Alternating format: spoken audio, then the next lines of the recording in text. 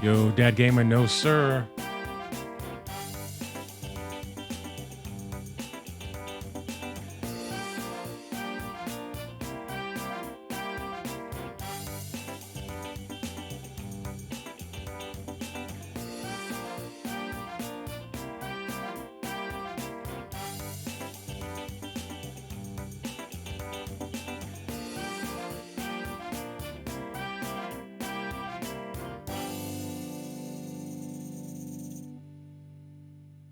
All right, guys, welcome. Happy Sunday. Just seen 3D model in Blender. That all. I don't do any 3D printing. I was going to actually try to print up some of my 3D models. I have other friends that do like miniatures and stuff like that. They do like castle scenes. They play D&D and do their own, maps and stuff like that. It's pretty cool. I mean, 3D printing's amazing. I just never bought into it yet. I'll use the term yet, but yeah, I love Blender though. I've been doing Blender for a little bit. Uh, when I first started doing some type of game development, I was learning Blender to do all my models. So if you look at like ArtStation, or if you look down below, you'll see a couple different sections that I did for some models. Nothing like humanoid type models, more like blacksmithing workstations, grinding wheels, stuff like that, swords.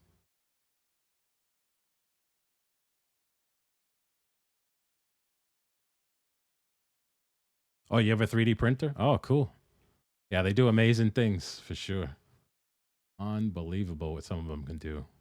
They actually use some of them. I watched a documentary on the larger scale ones. They actually 3D print homes with concrete. It's crazy. Yeah, 4 of them. Damn.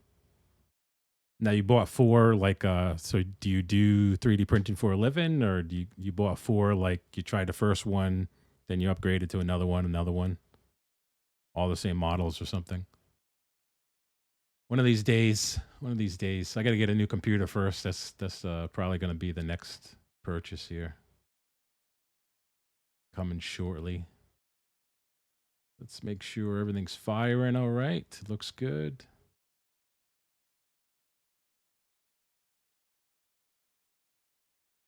So I wanted to stream tonight. It is Sunday, so I'm only going to be on like I typically do during the evening hours. An hour or so, 2 hours. If anything, 3. I like to wrap up by 10. I get up at 5 o'clock in the morning, so got to get up early. Yeah, yeah. Brought basic, then moved on to bigger, now newer. Okay, cool. Have you seen in those 4 times that you printed? I'm not sure the span of time, but you must have seen huge improvements between your current model and the last 3. You must be crazy. All right, so tonight I want to kind of look at combat. It's been bothering me. Not that I can't do it, but the workflow seems to be off. So I kind of wanted to talk about that with you guys tonight. The combat system. I have everything that I want to do from a combat perspective in place, and according to like this, in regards to this X Mind, but something's off in regards to from initiative getting down to this first attack. I think I'm misdirecting some functions in the process flow of what makes up combat. So I kind of wanted to talk that over in my head with you guys tonight.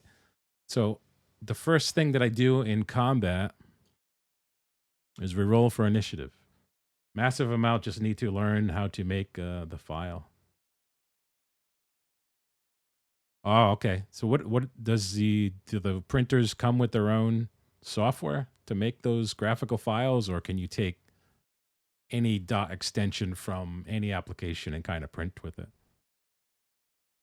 Like I said, I have like 3D modeling experience with Blender. I'd love to get a printer and then just take those models, export it to whatever format that the printer needs if Blender supports it, and bam, it's done.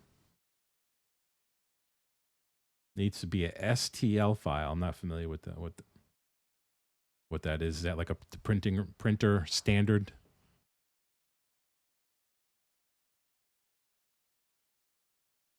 All right, I roll for initiative here, and the problem after I get initiative is I send it right into, let's scroll up here. I added some commentary lines too.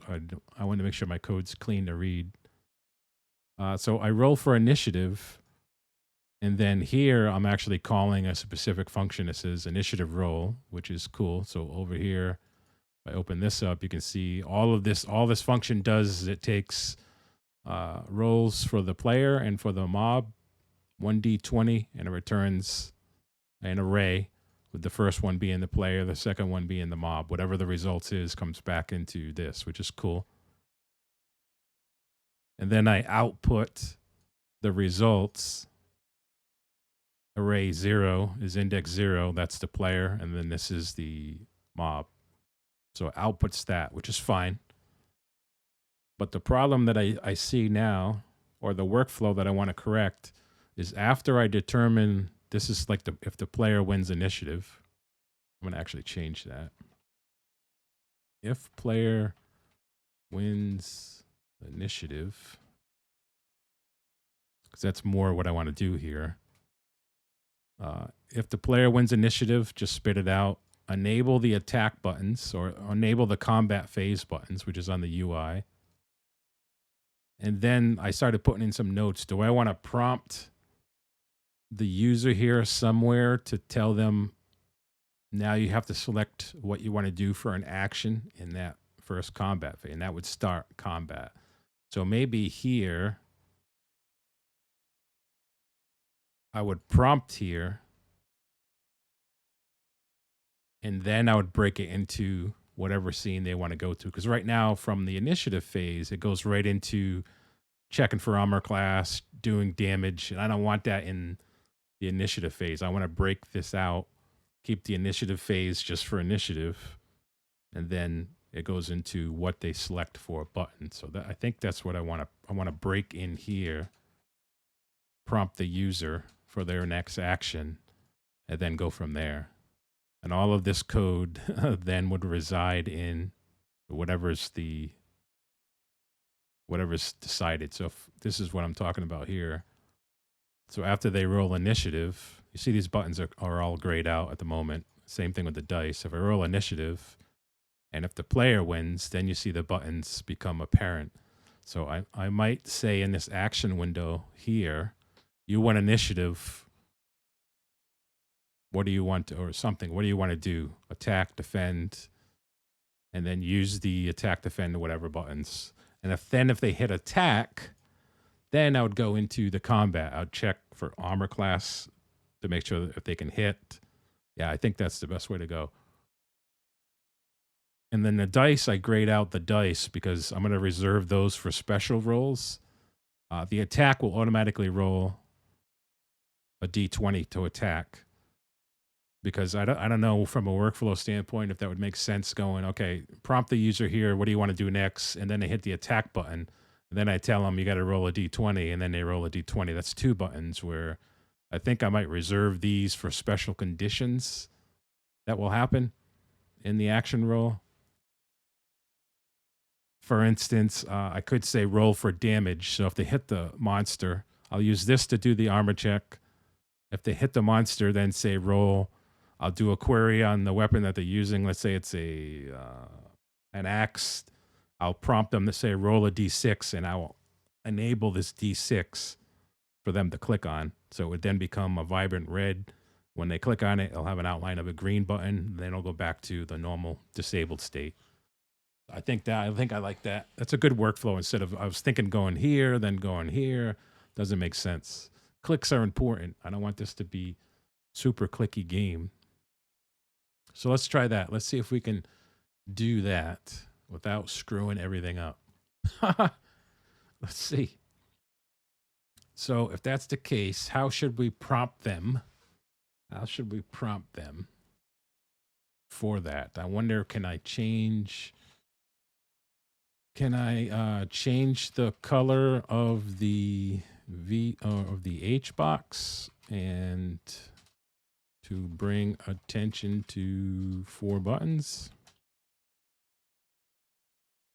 Prompt player in actions window. Okay. So I wonder if I could do that. First of all, can you change the color of a vertical or a horizontal box down here? Let's see. Let's see. I'm pretty sure if it has, this thing has everything. This thing has everything. So H box actions. Let's go and see if it has a property or color. Constants. This is just a box. It has to. Constants. That's separation theme. Do I have to make a theme first for it? If I make a theme, oops. And this is, I just keep it default. Resource. How would I do the color change?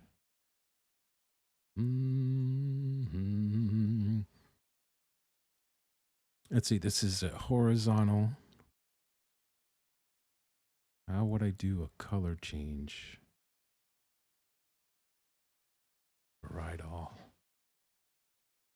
Do I have to assign it a color first? Let's click this. I don't see a horizontal box though.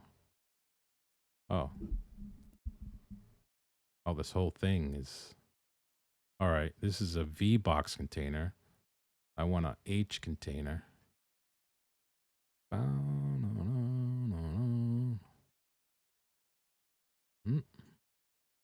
Tree. Oh, V box. V box. I think this is how you do it. Is there no V box?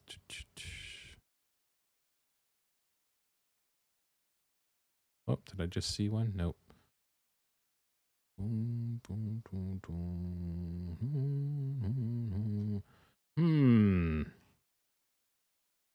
So how do I let's see. Type. Can I add a type? Oh. H box. Horizontal box container.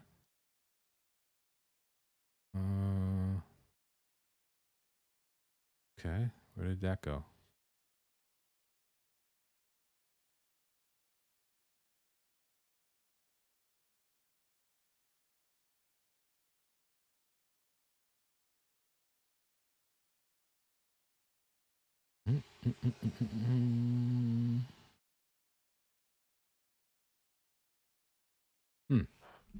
I guess I'll do that after then. I guess I'll do that after. I put the comment in there, but I thought it might have been a quick property, but I guess I have to work with the theme for that. Layout. Okay, we'll put this back to normal. We'll put that on the list. I already did a to-do in there. Go back to the script. We'll make this now. We'll do that now. To-do. I added the to-do plugin, which is cool down here. So I'm familiar with that when I worked with PyCharm. So it's good to see that Godot has an extension for that or a plugin. All right, so I'm going to prompt the user for to select one of the options. And then these buttons are now there. The problem is, well, I'll get to that when I visually change it. The problem is right now when you look at the buttons, the kind of, they don't really become apparent that they're active, right? So they're kind of blending in, which is cool. Same thing with the here, but when I roll, you see when I get initiative, if I do win, you see that the buttons then become more of a translucent color here, which I like the way that this looks. Trying to like transparency there. All right. So let's go into the code and let's go into here and then let's prompt the user. So I guess when I say prompt, I'm just going to put a statement in there that's going to append text that says, select one of the action buttons. Do I actually have a label that says action? We can fix that anyway, but okay. So actions dot append text. And then you win initiative. You win initiative. Select one of the four action buttons. That's good for now. We'll do a /n. Don't need this. This removes the disablement of the buttons, so they can now pick, attack, defend, whatever. And all this other code down here is what was confusing me, because I was going from the initiative phase right into the attack phase, and it's really two different things. So I wanted to break all of this code out into separate functions. And you can see down here, I started putting those functions in nice and cleanly. I want an attack. I want them clearly specific to that unique purpose, not blended in where I have it right now. That's what was kind of screwing with my head. I'm like, it's not flowing right. So we're taking a step back and we're going to fix it. All right. So if they win initiative, this is what happens. Then we do nothing, I guess. Well, we want to disable the initiative button. Yep, so we want to do, let me type this out here. Disable initiative roll button. Only used once in combat at the beginning. If the monster wins, though, okay. If the monster wins, enable the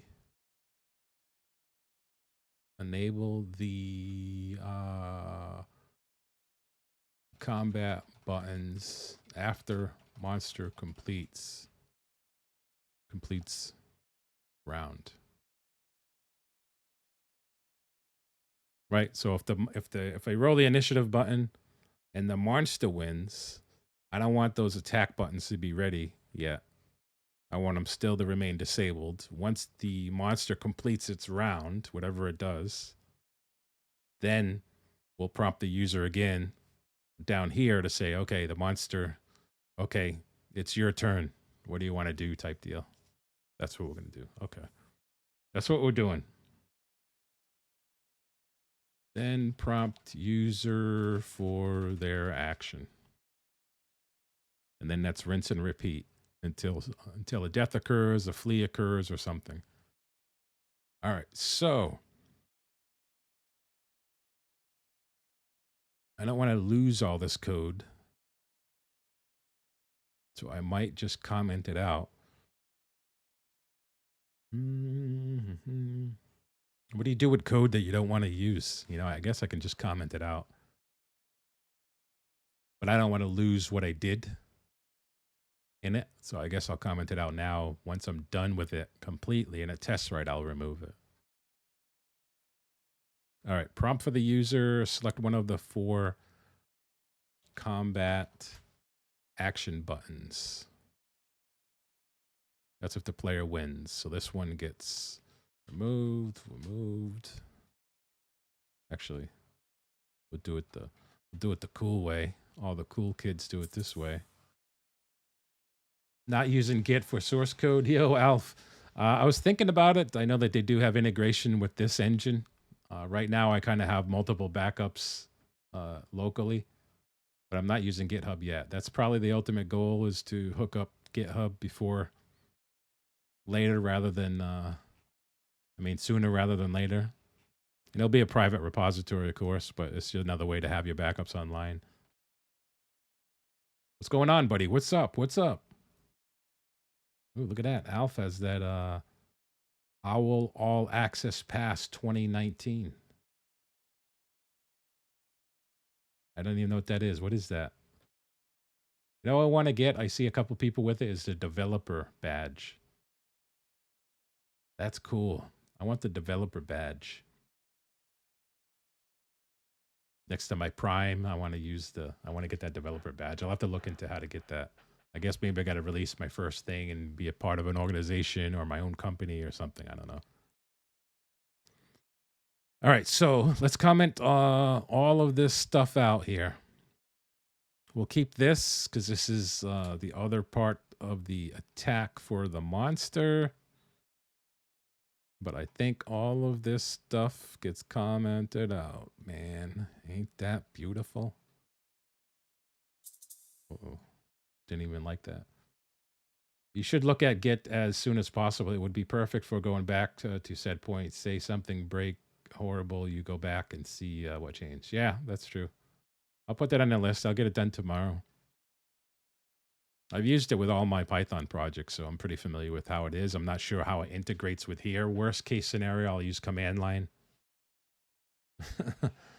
Command line to get the first round up there, and then I would like some integration so I can maybe GitHub desktop or something like that, which I have.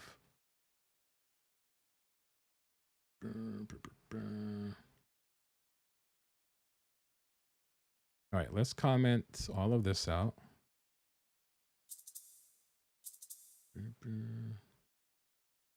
Yo, Never, what's going on, buddy? Welcome. Let's comment this out with Control K. We're doing a massive code redirection. GitHub Desktop is the simplest one to get going with. Yeah, I already have it installed, and I already have GitHub out there for underneath Profits TV. So I'll make another private repository. Bam, send up the code. And Owl was the Overwatch League in 2019. Ooh, you're freaking serious, dude. You're serious. All right, same thing here. We're gonna do all of this up to here. Comment all that. Bam, look at that commenting. Look at that redirecting of code. All right, so same thing. We're going to do the same thing down here. If the monster wins the initiative, and eventually we'll pull this all the way up to the top so it's nice and neat. I want to actually get the monster's name here. I'll put that as a to-do. To-do, pull in monster's name and replace counter.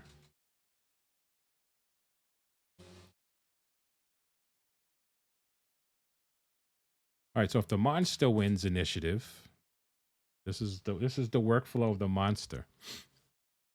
But then Owl was going downhill since ever. You don't like Overwatch? I think Overwatch 2 is pretty cool. I mean, I only can play 76, Soldier 76, but I think that's pretty cool. The same thing with Valorant. I only can play Brimstone and Sage. I'm pretty decent with Sage, the healer, but I think there's so much you can. There's too much. I can't really pick everything. Actually, let me fix my screen here. Bring this over so you guys can see stuff. Sorry about that. Bring this over like that. Overwatch 2 is a huge mess. Not touching that mess. Overwatch 2 isn't a completely new game compared to Overwatch 1. It's 1.1. Yeah, I don't. I thought they might have did some graphical changes. No, you guys don't notice that? When I watch it compared to, it looks like they did improve the graphics. I mean, it was always a nice looking game, but again, I don't play in the competitive level. I'm sure people that play it every day notice all sorts of things they don't like about it, but. All right, so if the monster wins, the first thing we're going to check, to see if health is above 5%. If not, attempt to flee. Actually, no. No, because this is the first time combat's happening. I don't need to do that check. I will check it in subsequent combat phases, but not the first round. So that's it. So first round, monster wins. Initiative, attack player.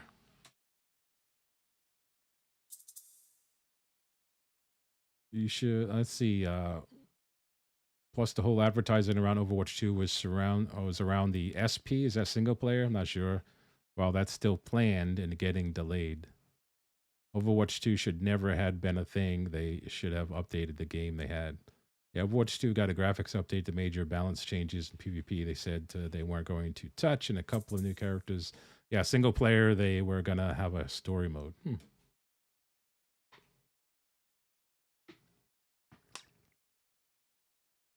What do you guys like as your best game like that?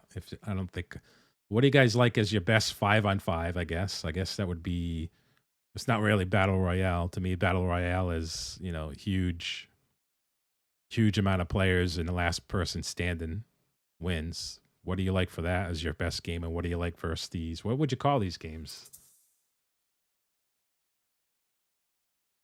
I don't know what you would call these games.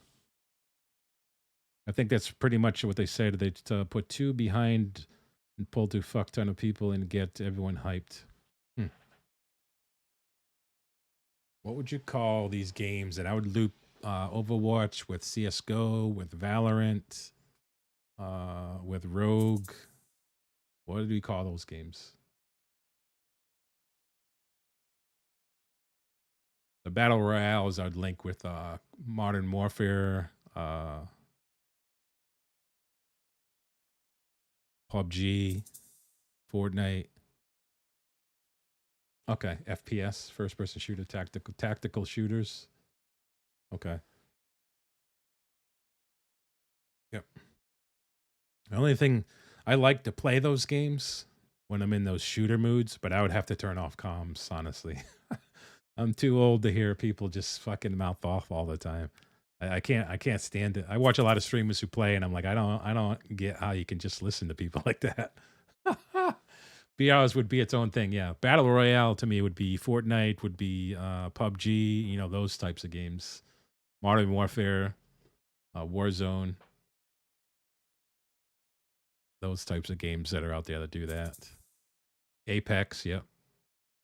Yeah, any game that last person or team standing wins is a BR to me. I wasn't sure about the 5 or the 3-on-3s or the round based games, I should say. Valorant takes a long time too, where I think Overwatch games are probably quicker from beginning to end than Valorant. Valorant can last a long time. Overwatch 2 had an engine change and graphics update. All right, I thought so. It was heavy focus on the single player story mode side of it. But development was a mess. Lead quit. Things got delayed with COVID. Yeah, that changed a lot. When they put the focus back on Overwatch 2, they basically stopped Overwatch or updating Overwatch 1 with new content for years. So they did the mistake of killing Overwatch 1, but not giving content, and then totally failing on Overwatch 2 story single player. And they had to totally switch around and try to get PvP part of Overwatch 2 done before the league. Okay. That's why storyline player was delayed. They keep coming out with new people too. CS:GO games can be up to 90 minutes, if I recall. Valo ranked games about 45 minutes. Yeah, yeah. I actually like CS:GO. The way that I would rank them. Let's see. If I were to rank, what do you guys do? Rank what you think between Overwatch, CS:GO. I mean the tactical shooters. What do you think would be? What are your top 3 tactical shooters in best, second best, and third best? What are your thoughts about that? Tactical shooters. So to me, if I were to play those games, I don't really play them a lot, so take this with a grain of salt. I think the best tactical shooter that's out there would probably be the tactical shooter is a 5-on-5. There's not a lot a lot to choose from. It's either one of those 3. The default I hate most is the fact that you don't have all of the characters unlocked by default. Yeah, I think that just gets them to play the game, right? Or I think if you get the form of a battle net, I don't know what it's called, don't you unlock them all or something automatically?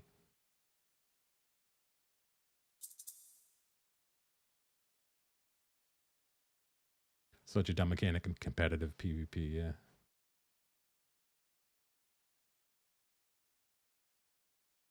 How's the stream quality, by the way, guys? Pretty good. Hopefully pretty solid here. Ping my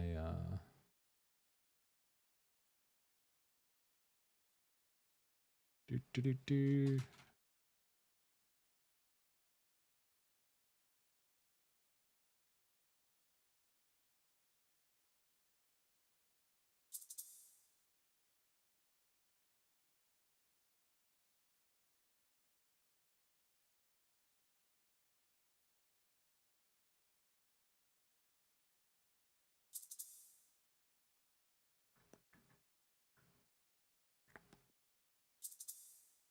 Yeah, you can unlock most via challenges, but the newest character you need to play the game for about 80 hours. I don't even play most games for 80 hours. Get it for free in the battle pass. 80 hours. Holy shit.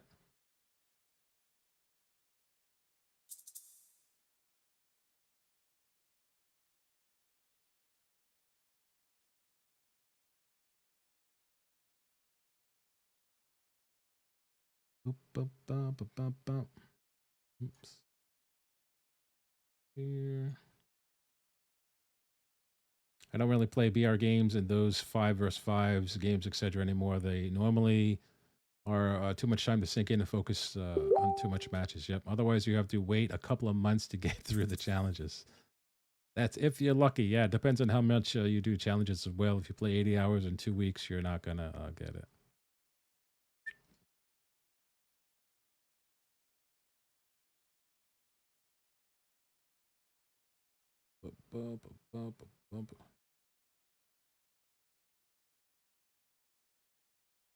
Yeah, that's kind of crazy. Too much. I know people get the battle pass and they work through different battle passes. I think probably to unlock certain skins, maybe, or certain titles, or the little things you put on your guns. You know, the keychains. I don't know. I don't know. All right, so this is cool now. So now we're at the attack phase for each one. So then this is going to wait for the player.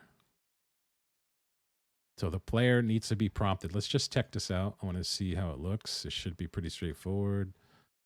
Encounter wins initiative. Buttons are still locked. That's cool. So I don't have to worry about that. Okay, so here it is. You win initiative. Select one of the 4 combat action buttons. And then my goal is to have these buttons or the vertical box that they're in flash, or maybe I'll just do a tutorial to tell them these are the 4 buttons you get to prick. And then when you pick attack, which is I'm going to do now, it goes into the attack sequence. But then I need to disable this roll initiative button that only happens once. All right, so I'm going to disable that right here. So button actually, what is the button? I don't think I did the initiative button yet. Let's check the visual side. Click down here, D20 initiative. Okay, let's get to the code side. Let's go to the top. I don't think I have that. I will drag that over. Oh, hold on. Let's do unique name. Scroll over like that. We'll call it initiative. Just call it initiative. And that's actually should be up here. We'll call it button initiative, just so I get it. I get it right in my head. So down here, we're going to do here, we're going to disable button dot set underscore disabled true. And where did I say that? Disable initiative button.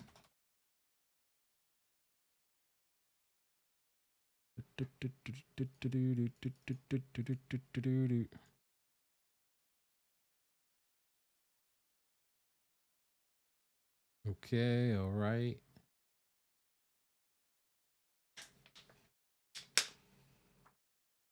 Bunch of sprays and a couple of skins in the battle pass. At least it's better than R6's. Oh yeah, Rainbow Six. That would be considered a tactical shooter, right? Yo, freaking Cole, what's up? I consider that a tactical shooter type deal. Rainbow Six Siege. Overwatch 2, new hero mess. Release new heroes on Battle Pass. Free player needs shit ton of plays to unlock. Player gets paid users get it right away. Heroes banned the first week or 2 in comp. They are either totally broken with the players uncovering the power, then a balance update happens and the switch to get total OP or totally nerfed to the ground. And if it's OP, you are basically forced to buy the battle pass, else you get totally fucked in comp if you play that role.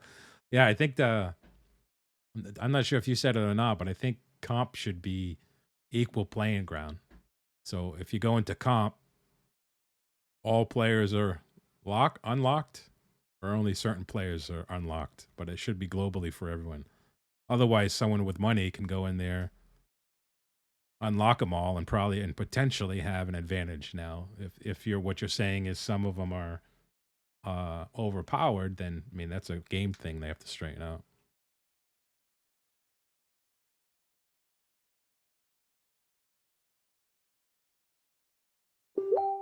What is this?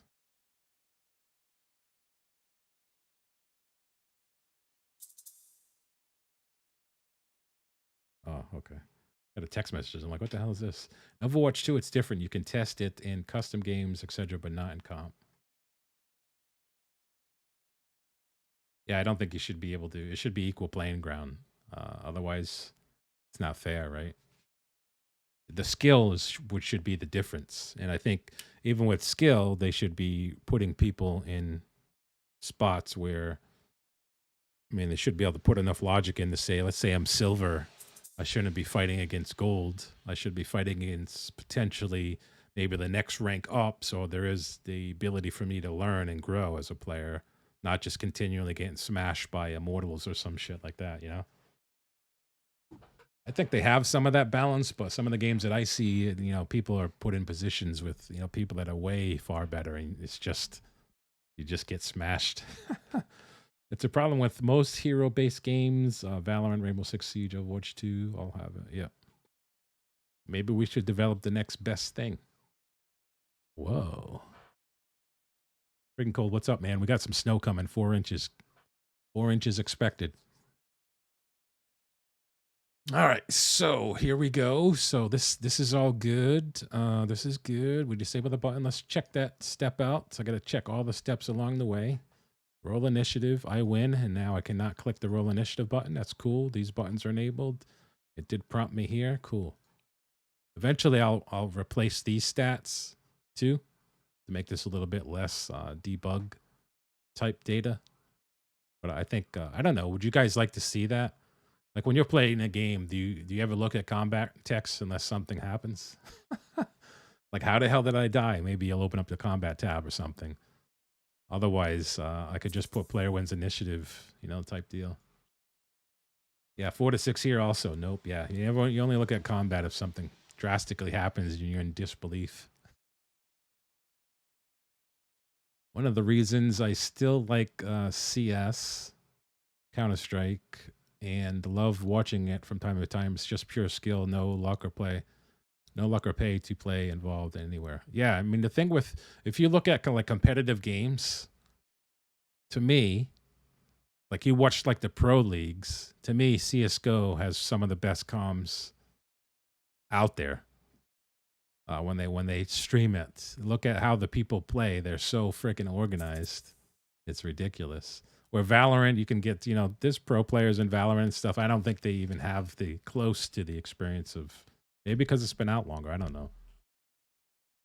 Always good with the combat log. Might think they need to look up in your face, but you see the damage and taken. Yeah. Like you see that used in well, right?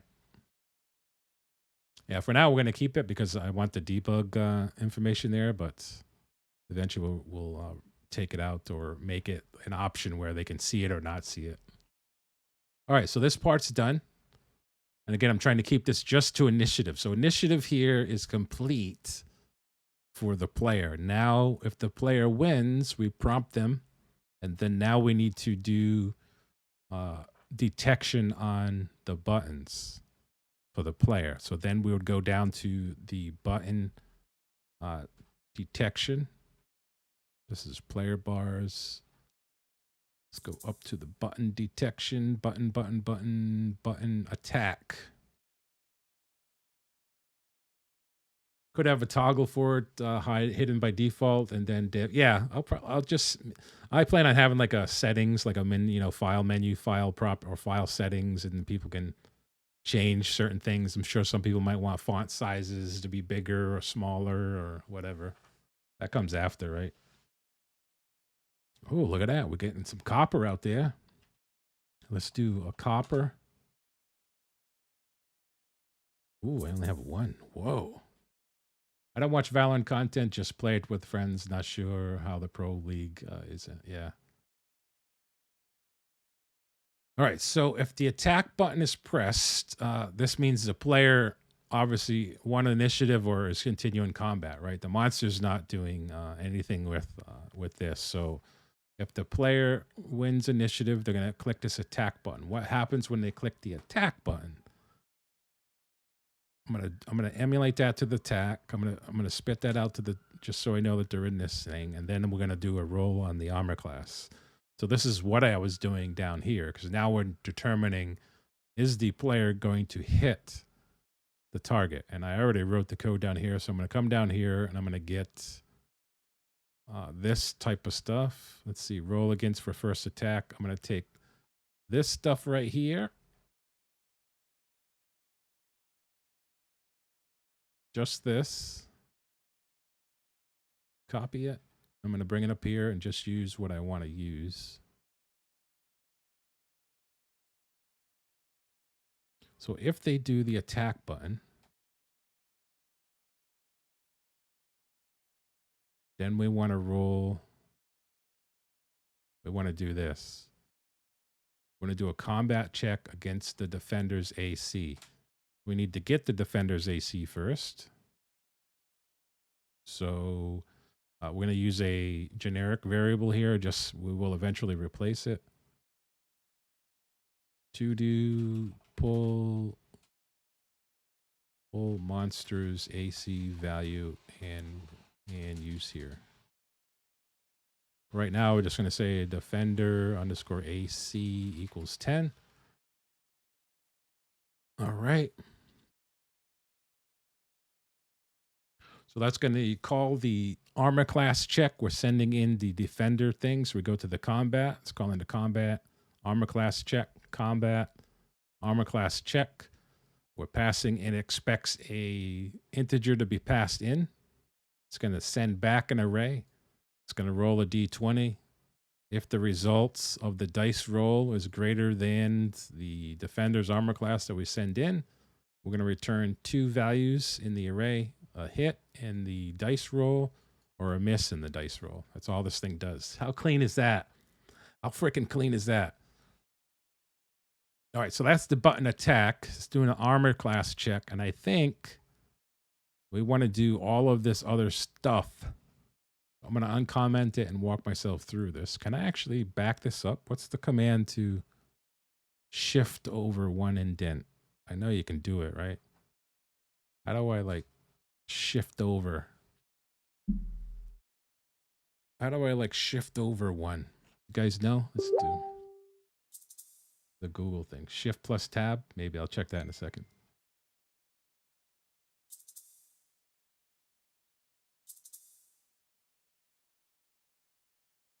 The same as other IDEs, is it? I always forget those. I remember like Control K to comment it out. Let's do Shift tab. Oh, I got to be on the screen. Shift. Oh, all right. I think you might. Oh, look at freaking cool with 3 copper. You're the wealthiest on the server, dude. Not the server, but on the stream. 3. That means you watch consistently for 3 hours. Shift. Okay. So we roll here. We do a combat check. Same thing. If it's hit and we buying Hot Pockets for days, and it's a 20, this is a critical hit. We're going to output that. We're going to roll. That's still the same. All right. So here's the first issue that we run into here.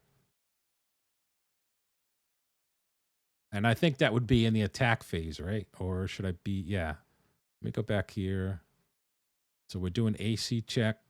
The next one is take damage. Okay, so that's a separate function. I want to make sure that these are all separate when I go into them. Okay. So what does this complain about? Current mob is not declared in the current. Okay, that's true. That is true. So up here, I need to also get the combats. I need to get combat stats.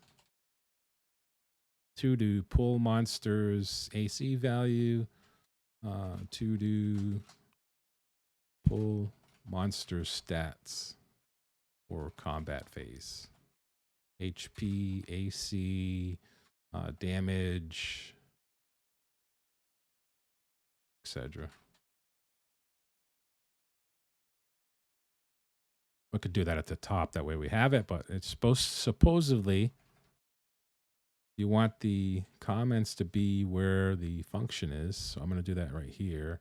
So in the meantime, I'm going to do current mob HP equals 100.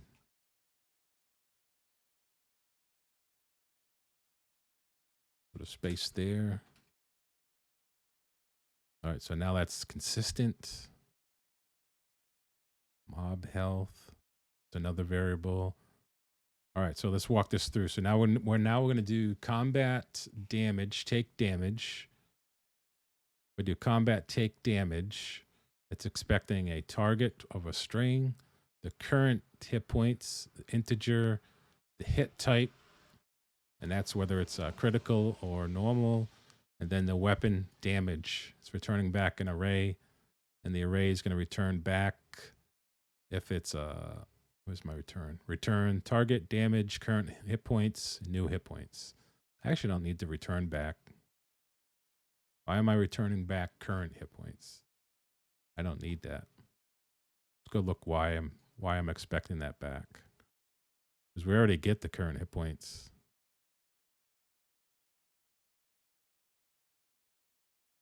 Oh, I'm doing like okay, we'll keep it for now, but I actually don't need to return that back.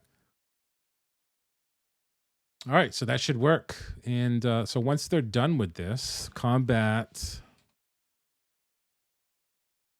once they're done with this, wait, I don't have the miss in here, right? The attack, I don't have the miss. And I don't have the normal damage. So let's scroll back down here. Successful. Here they can see. If the critical here to do else. Okay, I need to take this.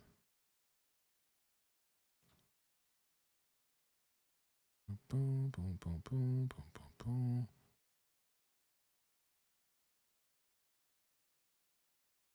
Okay. Critical.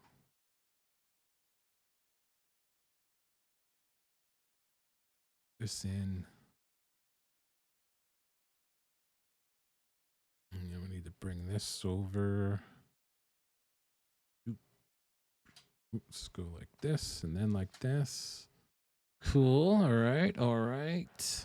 Mm-hmm. Mm-hmm.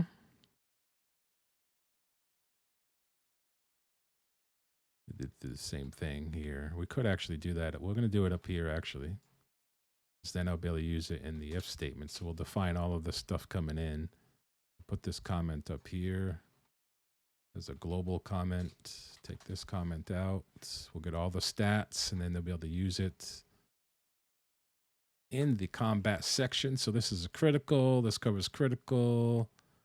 This does normal. Returns the same thing. And then else counter was missed. And that ends the player. So then at the end of the player round, we need to disable the buttons again. Right? I think that's a good workflow. Disable the buttons after selection was made.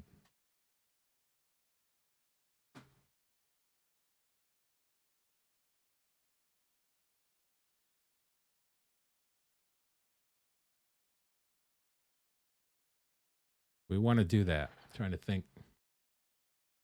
Do I want to disable the buttons again? Do I want to keep them open? I just don't want the player to, I want the player to be able to click one of those buttons when it's time, not consistently, right?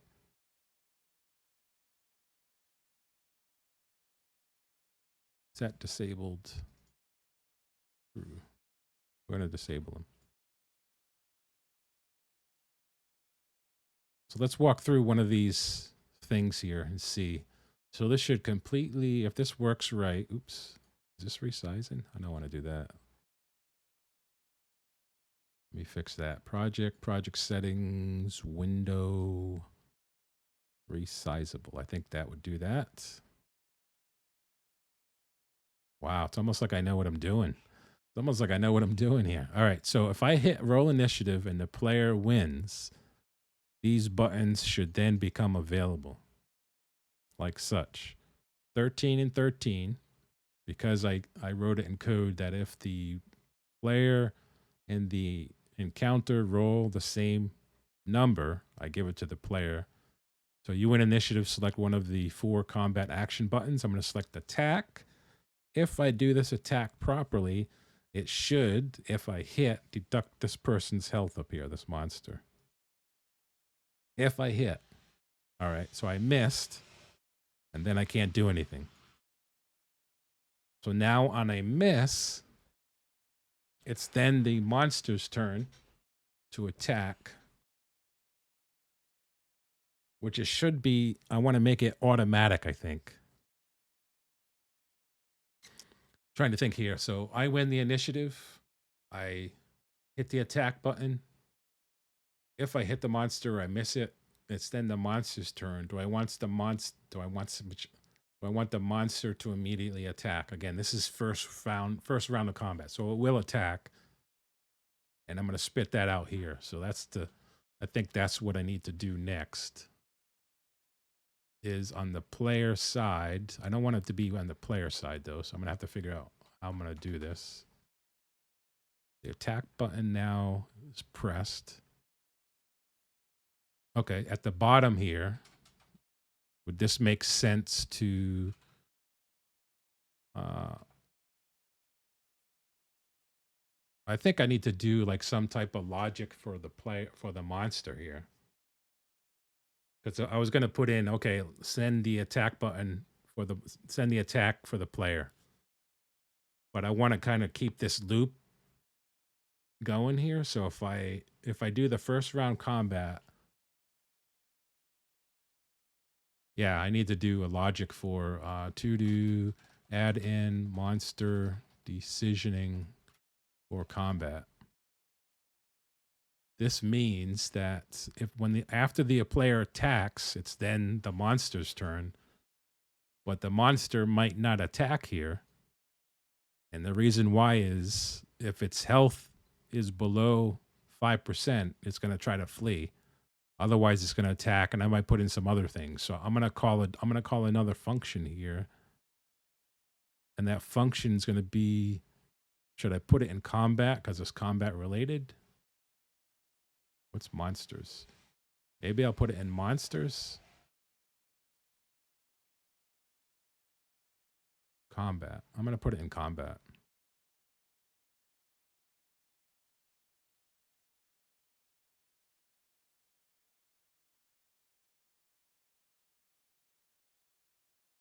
Because it would kind of be like all the way up here.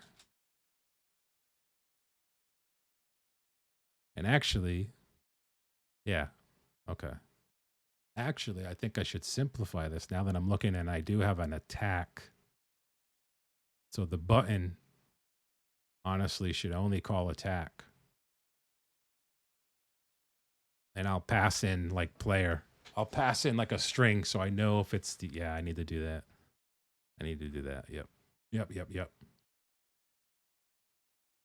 So I'm gonna call this attacker string.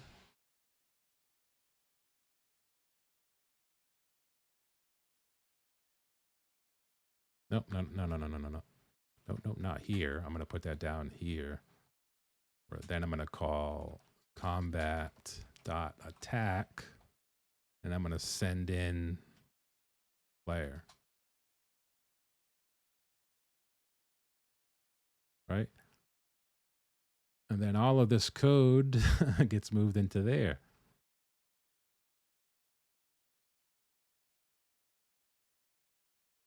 Let's see.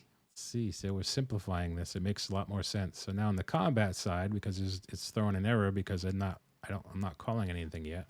So this is where I'm going to put attacker. I'm going to do a string. So in here, put a space here, paste in all of this, and then we're going to detect. We're going to still get all the stuff at the top.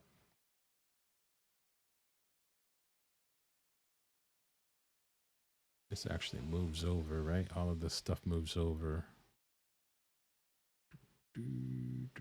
And shift tab. Here we go. So this is, I can actually simplify all of, actually no. Okay.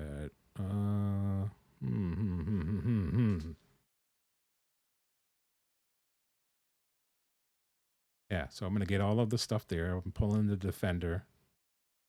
That will eventually be that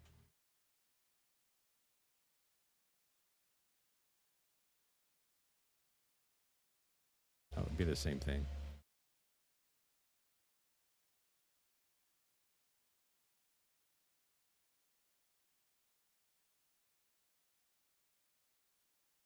Okay, we'll change it. We'll keep that for now. And then it would be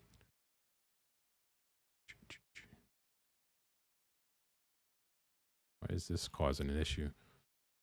Ah, okay. I'm going to re-indent these. And just tab.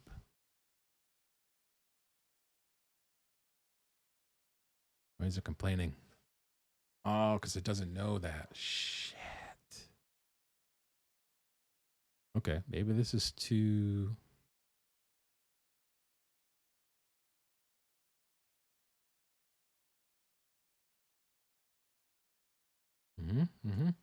Let's get that base logic in, because I still think I needed to do this. So let's do if attacker equals player, do this.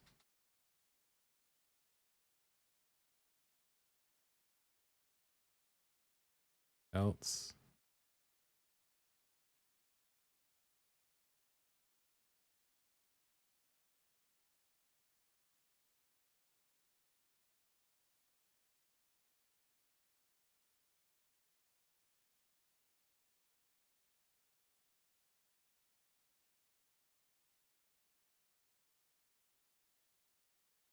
All right. So that's going to pick that up when we pass in the attacker. The attacker is going to get, I should put this as, okay, defender's right. I should make this generic, current defender HP. Right now it says mob.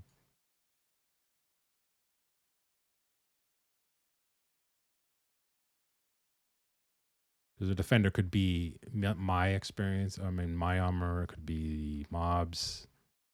Let's replace that wherever that is.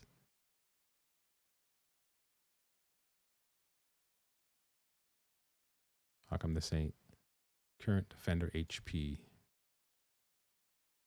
Oops.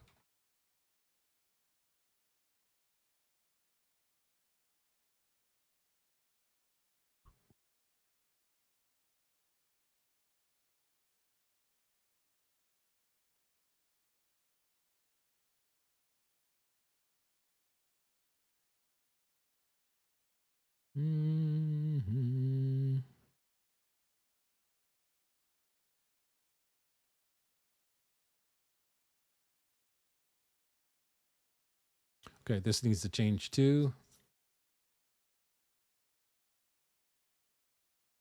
No, I think that's all right for now because we're gonna pass. We need to pass in what that is. I want to combine. I want to use this attack not just for the player but for the monster. I'm gonna call the same thing. All right. Why is this?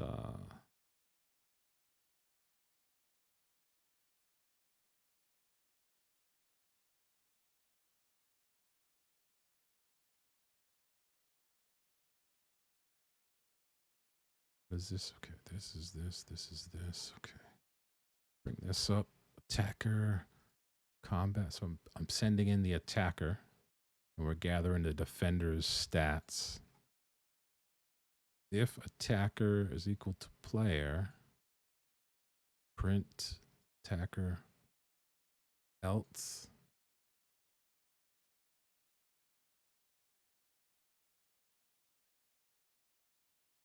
Huh?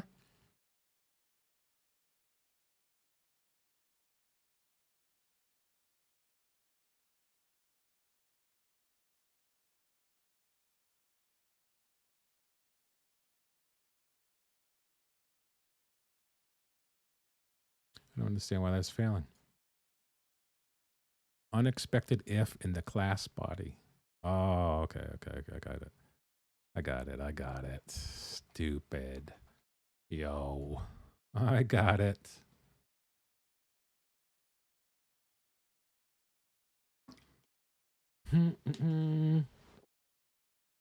So I wonder if I should make now. Oh, I guess I can just call. If I were to call this. Eventually, I'm probably going to break this out too, have like a message broker. So anything that's related to combat, those action pane, I'm going to send over to a message broker, and that's going to handle printing out to that instead of having it in line. But for now, I'm going to have it in line. So now I need to figure out why it's not aware. It's in the combat script.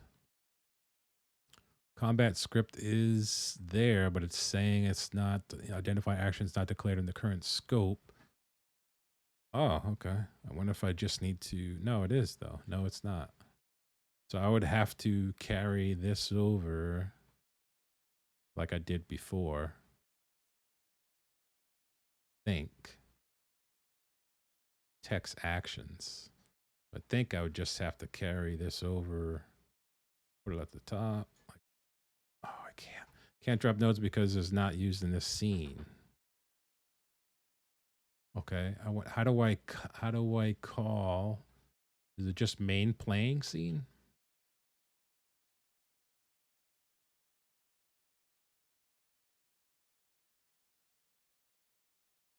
Or should I just focus on breaking this out right now?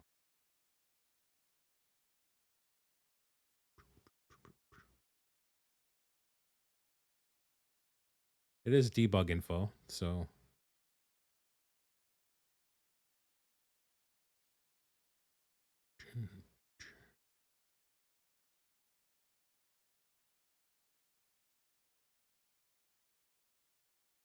and that would have to be in, like, what can I put like before this?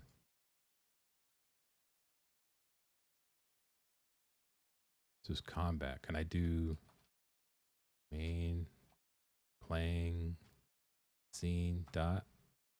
That work? If I specify the scene of it?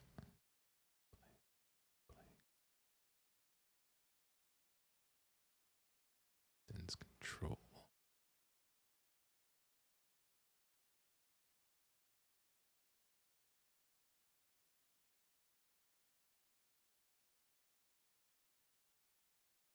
Let's see, attack.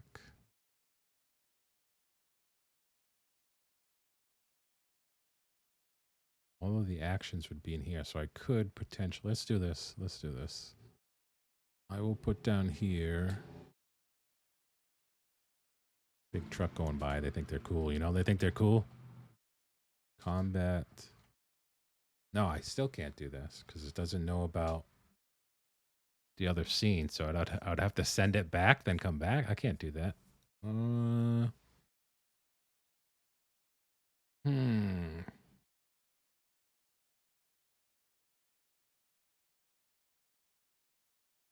Do I have to do full? Yeah, I wouldn't be able to.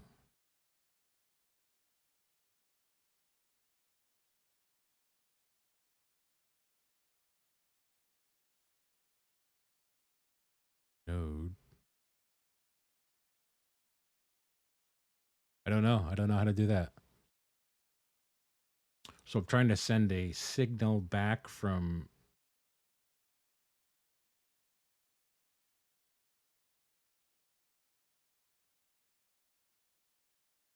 This is a script. Can I add another script? No.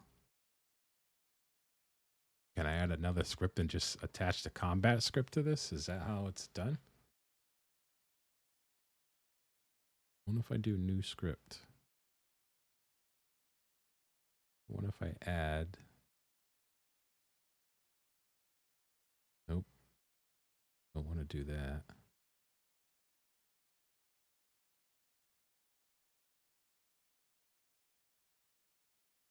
Can every scene only have one script?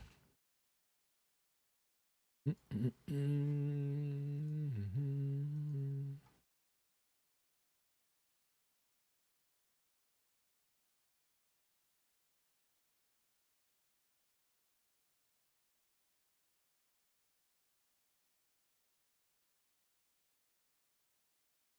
Google it.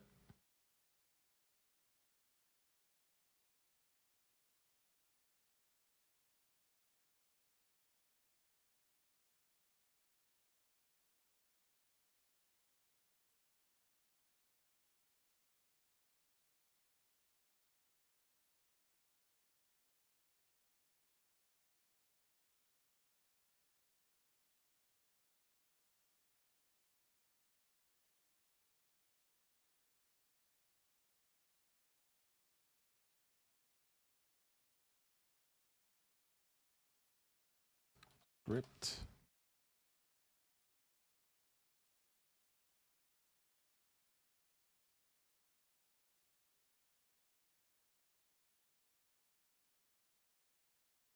Get base script.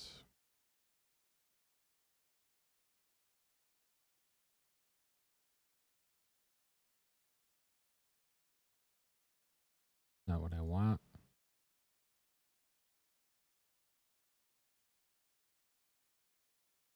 I need to make this combat script aware of the components or the nodes on another scene. Or I need to attach this script also to this main scene.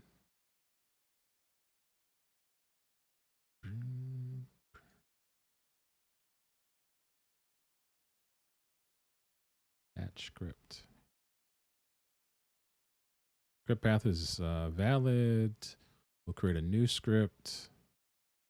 And scripts. I don't think I want to do this, so I'm going to back out of that.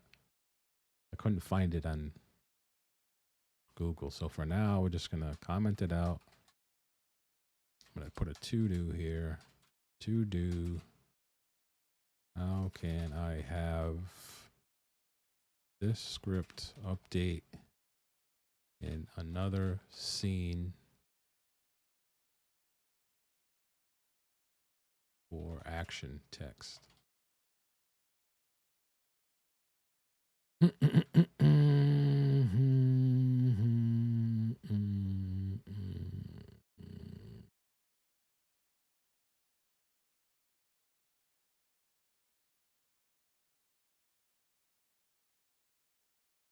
Base not found in self so mob. Okay, so this is the, yeah, this ain't gonna work. So this is the same thing I'm running into for updating the health. Unless I update the health in here. But then it would be the same thing. I can't update the health in here if it's associated to a different scene that this script is not a part of.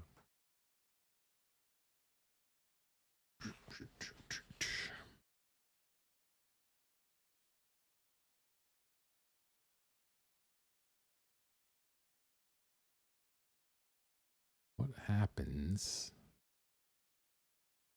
if I just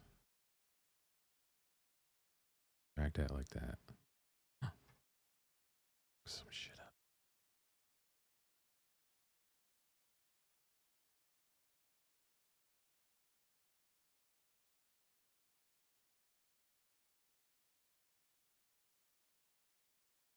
No, so now this is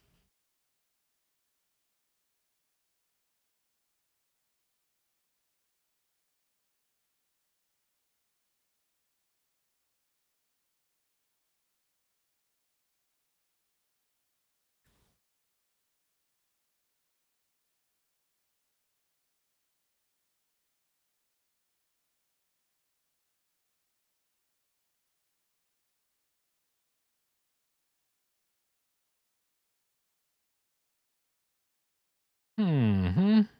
Hmm. So that's the question. So I think we got to research that.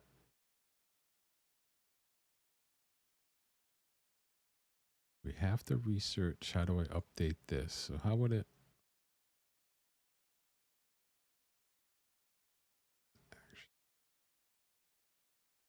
Oh, can I? I wonder if I can put. Can I put that on it? Maybe. Yo, I got a glutton for a punishment. What's going on, Steve? An adventurer continues their journey with us. All hail, Steve Kloss. 14 months. What's up, brother? What's going on? Do a shout out to Steve Kloss. If you don't know him, you're doing something wrong. He's one of the gents I set my browser to automatically load up every single morning. Streams every morning. Valorant superstar.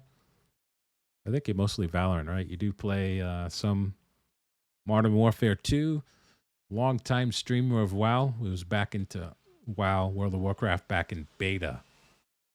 The beginning of it all. Of course, I had to teach him everything, you know. But, you know, he started back in beta. Good guy. Give him a follow, guys. Definitely. So I think I might have just found, I wonder if I can actually attach a script to the node in here. And then if I can, that might do it. Can I attach a script to here? It looks like I can. But then would that break the functionality of everything else? Actually, we only want to do it to this component. Oh, let's see. Oh, it does. So I wonder if I can now go back into my scripts. And can I attach that to that? Hmm.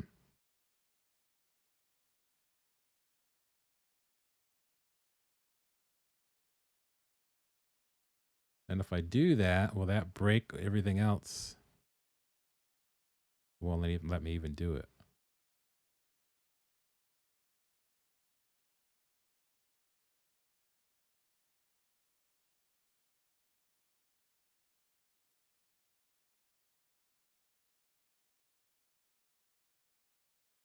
I wonder now if it has a...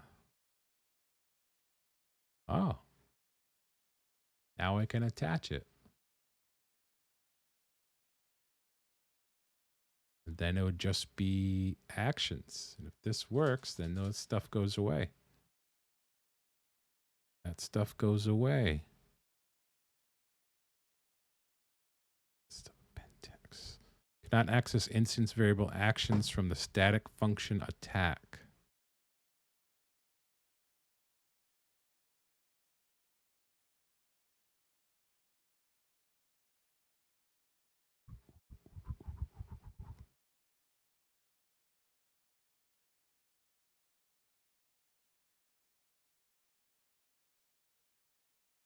Why can I not access that?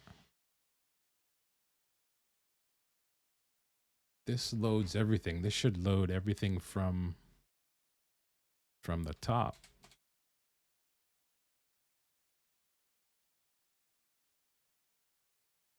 Get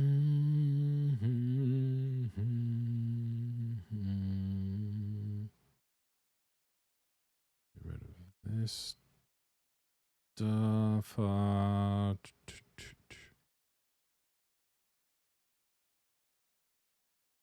Cannot access instance variable actions from the static function attack.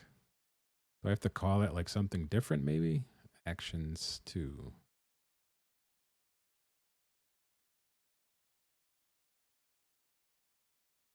Nope. So what does it give me? Actions 2 dot. Oh. Oh, what happened?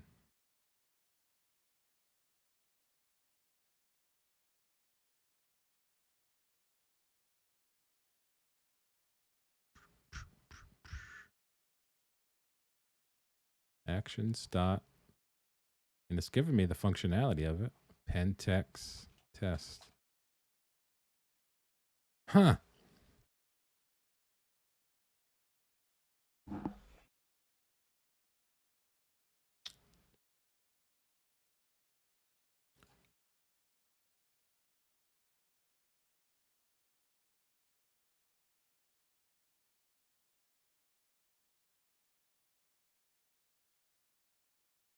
Do I need to? Yeah, I can save this.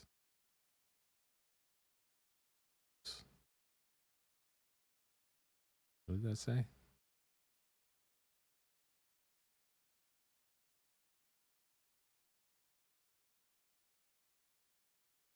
Oh, still running. Dumb.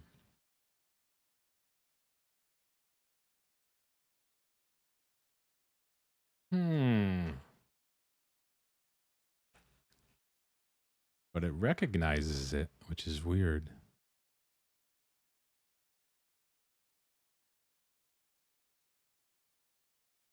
Do I have to do like the whole tree to access it? I wouldn't think so, because it's a specific node within that which has the script attached to it.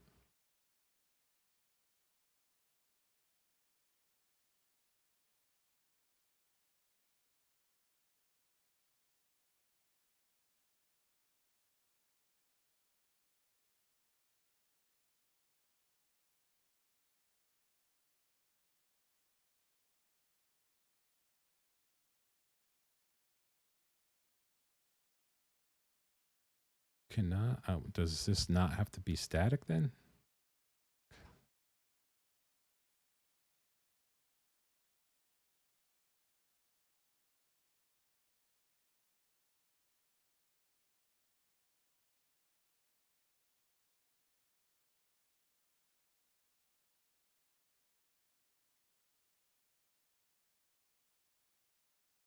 Hmm.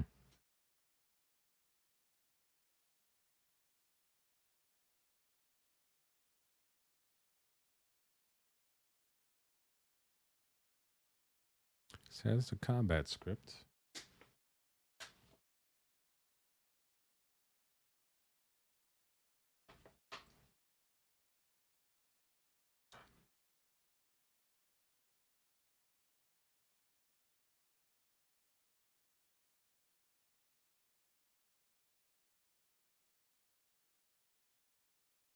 Trying to think, I mean, I guess do I send back the combat message as a part of the return? It's a lot of text though.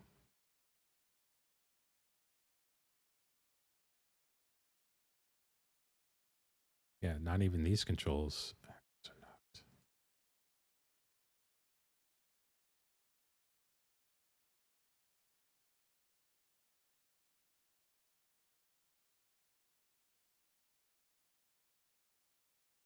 Dun, dun, dun, dun, dun.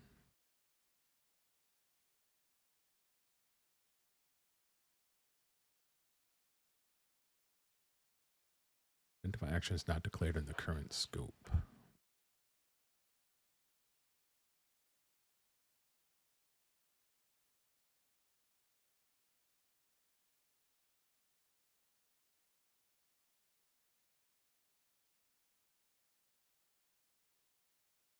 We're close. We're close.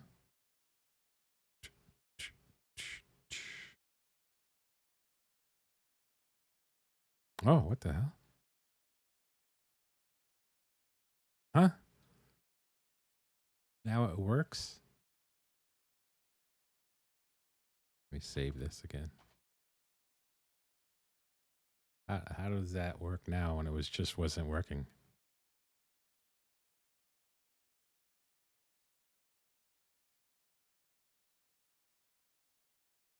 Huh? Unexplainable. So now this is the actual mob health.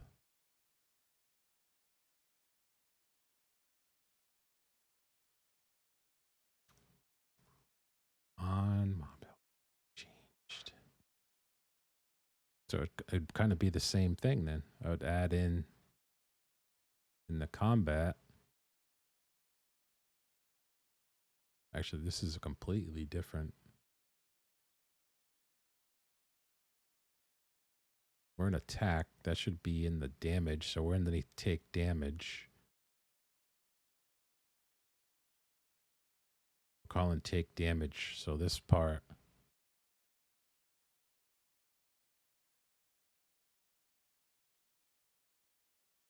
I think should be in the take damage part, right? What do we have? Take damage is just, yeah,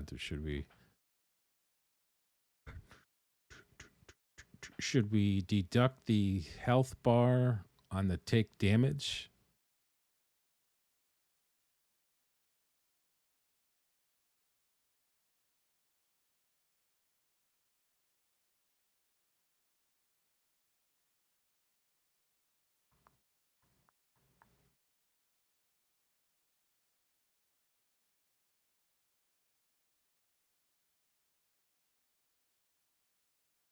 It's actually doing it. Okay, so I'm not doing, I'm just calling a function here. And that is not in this script. That is in this script.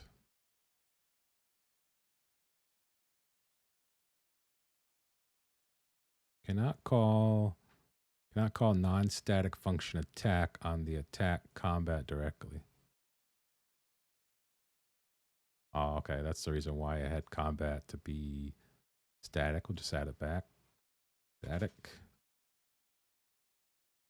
And now it messes this up again.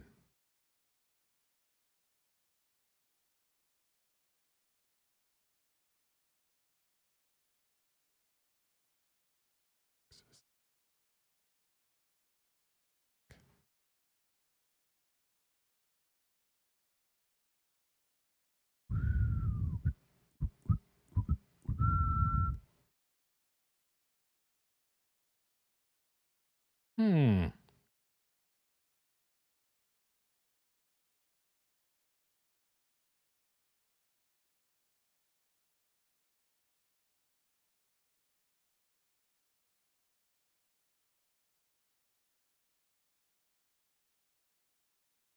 Do I make a function in here that handles messaging? I think I would want to externalize that from here and just call it. So let's see if we can do that.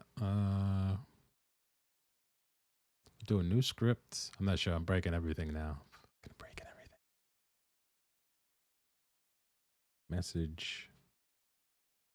Messages, or message handler.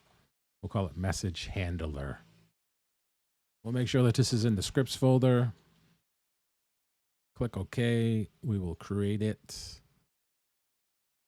Delete these things. Should I do it on the node or on the control? This is extends control. I wonder if I need to extend control or extend the node.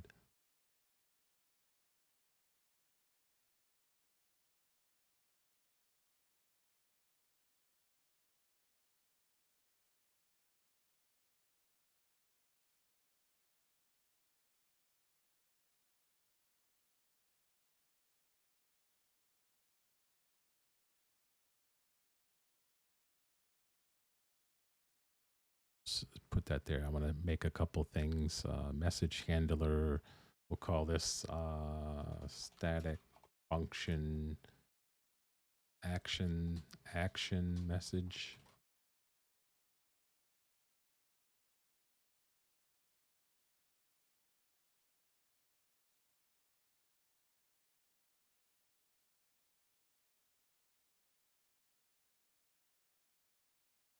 And this is basically going to do, I want this just to anytime action window gets updated. I'll expand these all out. I'll probably put other message things in here like as we go through the different phases, but I'm trying to break out the dependency now between here. So I'm thinking I'm going to send this.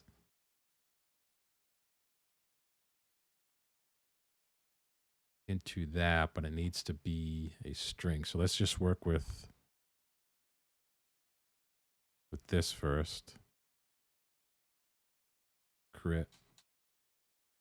Get rid of these. And then this one would be, would that be a class, I guess? Would I have to do, where is it? Right here. Would I do class name message handler? And then can I go back to here and do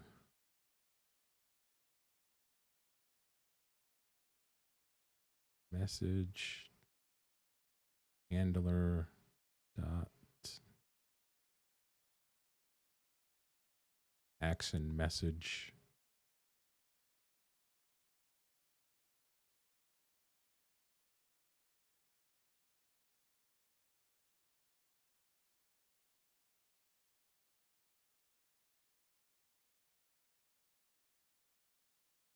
I don't know if this would be. Yeah, let's just see if this will work. Let's see.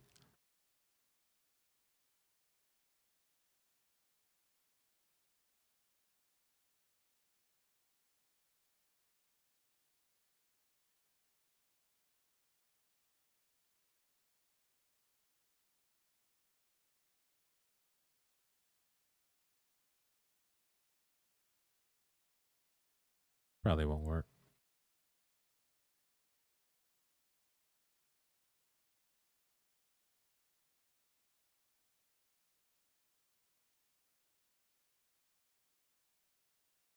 All right.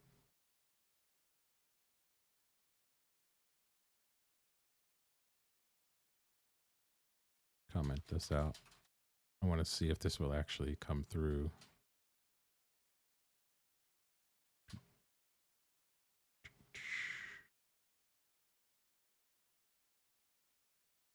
All right, so over here, underneath the message handler, we're going to take that. I just want to take this print string. I want to see what this string looks like, or print message.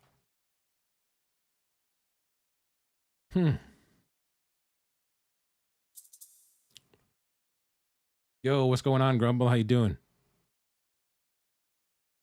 Now it doesn't like identified combat not declared in the current scope. I'm having some fun trying to break out some functions.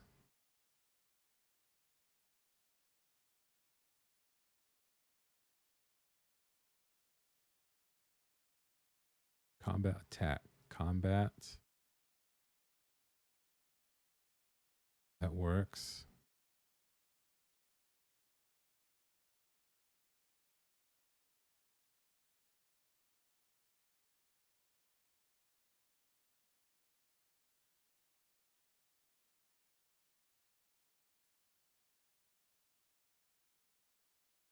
Oh, expected intent to block after else block.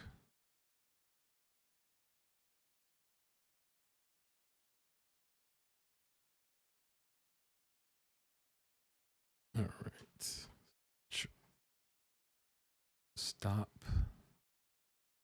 Run. There we go. How's your highlighting and stuff going that you were working on there with the lasers? That's kind of pretty cool stuff. I remember doing like gradients and trying to get different types of textures and between normal and all those different things, looking at like Unreal and other types of engines. I do roll initiative here. I won. You win the initiative, select one of the 4 combat actions. I'm going to hit attack. My expected behavior for this is that just to output the string of the attack itself. Player has attacked. That's good.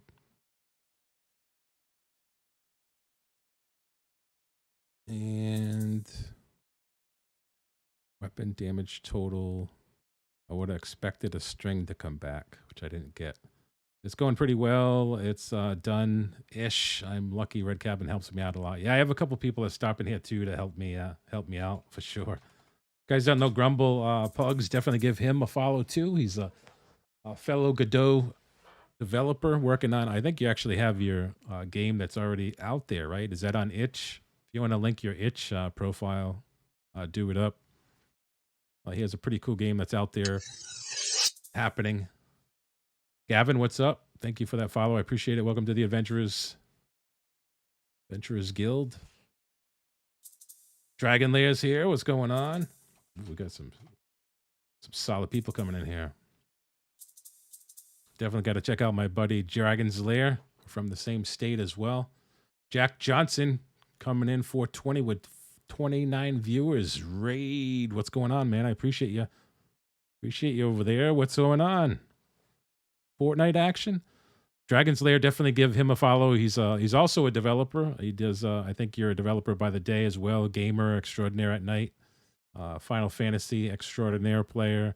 Plays a couple, several different games, but he's always impressed me with his Final Fantasy knowledge. I go on it for a little time and then I go off of it. Then I watch his stream. He gets me addicted again. Then I play it a little bit and then I go off of it. I still haven't got through Heaven's Ward. I'm at the tail end.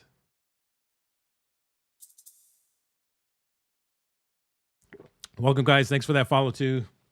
I'm over on kick.com/Profits TV, if you guys don't know. And I'm also on twitch.tv/Profits TV.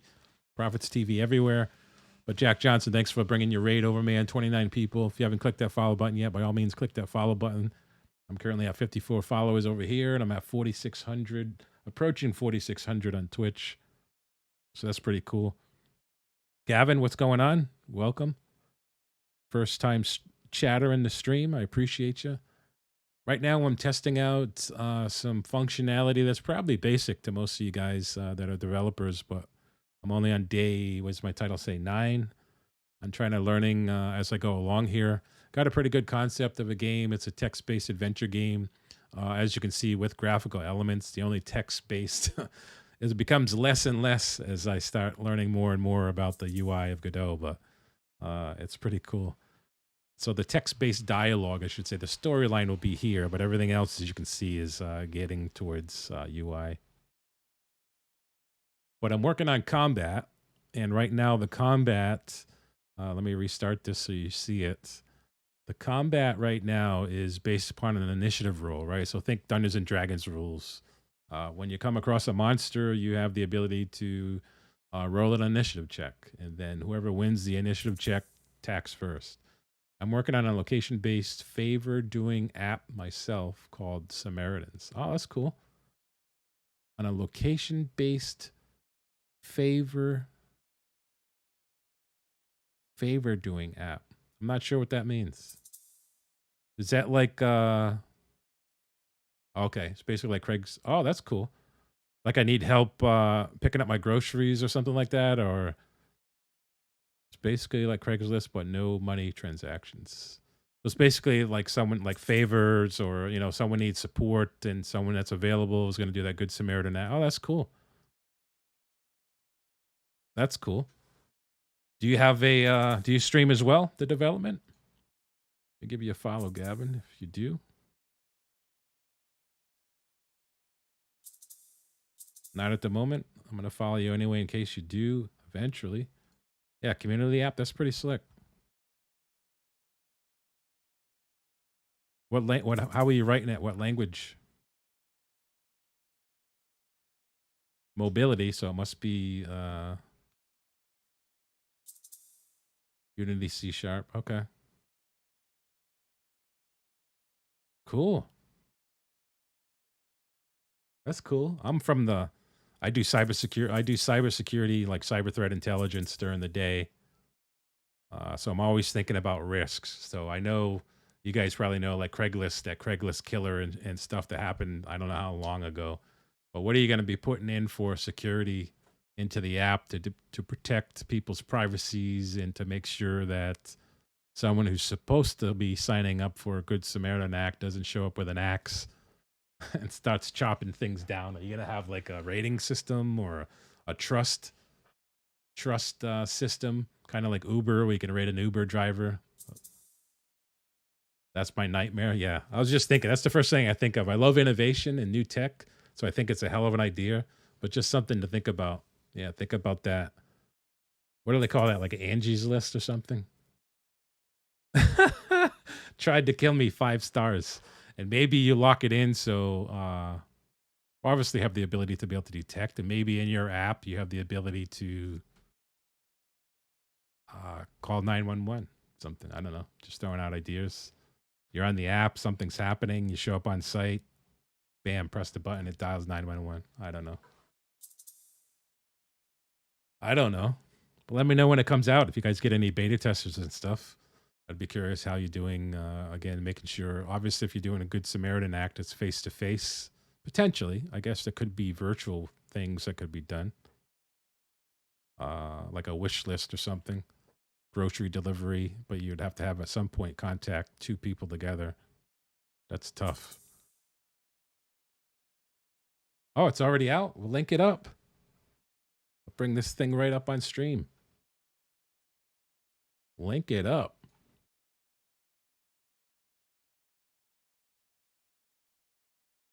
On the actions window, you roll initiative, and then you see that these buttons now become active here. I rolled the 15, the monster rolled the 12. I get initiative. I get to select between these active buttons, which are now active. I click attack. It gives me all the attack dialogue. But I'm expecting an output here, and I'm not getting it. So that means my message broker is not handling the string properly. So let me just put a print here. We'll rerun this after I check out your link. Oh, you're on Apple, iOS, Android. Good Samaritans. Let's check this out. You don't mind if I bring it up on stream? I take it not, because you already linked it. Samaritans by Roscoe Games. Ask favors from nearby people. Designed for free. Charlotte, A. Aspicap is taking donations. We need 10,000. Favor, visibility, everyone post back. Gavin R. wants Joe Fernandez is taking donations from. Looks pretty cool. The UI looks pretty cool. Yeah. Log in. So are you handling all of that data security and privacy on the back end? You have a login. Is that add recovery info? The first and only transaction-free gig economy app, Samaritans, is the ultimate platform for goodwill and charity. Samaritans is a platform for everyone who wants to do good in their community and has the means to do so. So you can scroll through open requests, help in your area, the claims of those who appeal to you, to sit across the town, favors from all walks of life. No shit. That's cool. Microsoft Decrypts, so you're running in the cloud, okay. Yeah. Azure, okay. Did you find Azure was a better? Yo, here we come with an incoming Raiders, guys. Shields up. Zorch, what's going on? Thank you for bringing your folks over. Welcome to the Adventurers Guild over here. I am currently working on a text-based adventure game, and I'm currently showing and highlighting one of the streamers in chat, Gavin's app that he just built. That's out there on the App Store, called Samaritans, which is pretty cool. Behind the scenes, you see my Godot. I'm a Godot developer currently working on text-based adventure game. But what's going on? Thank you for that raid. What were you working on?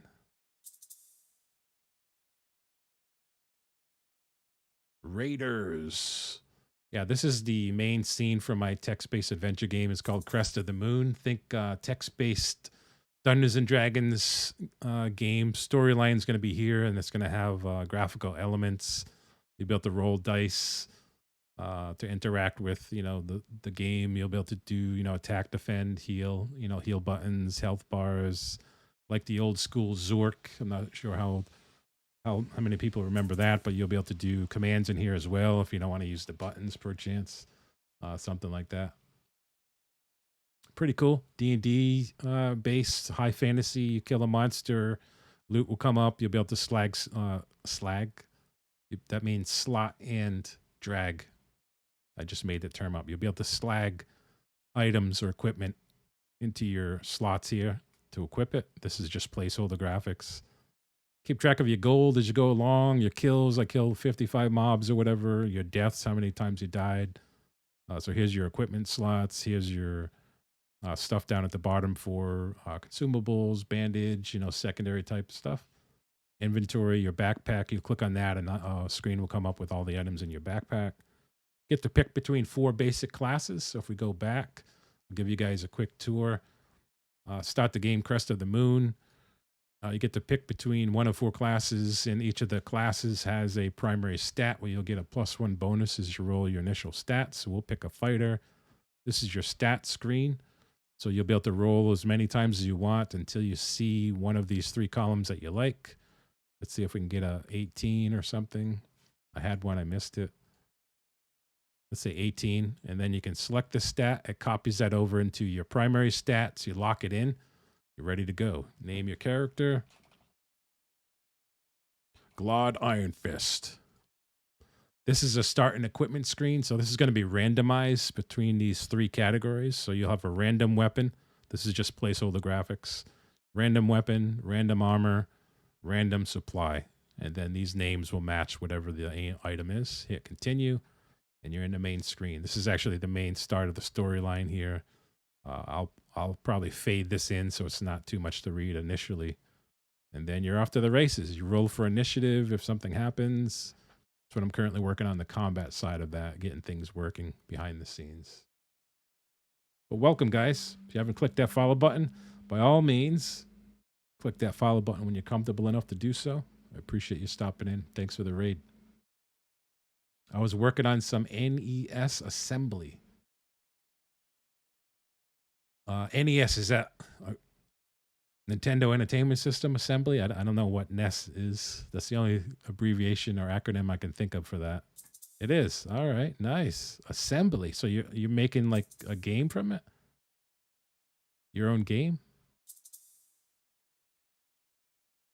Making a ROM hack. Let me follow you, by the way. Let me do a shout out also for you. If anyone doesn't know,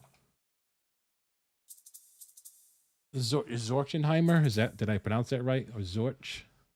Zor. I'm going to call you Zor. If anyone doesn't know Zor and my stream that was here, definitely give him a follow too. I'm going to be checking out your VOD. How often do you stream, my friend?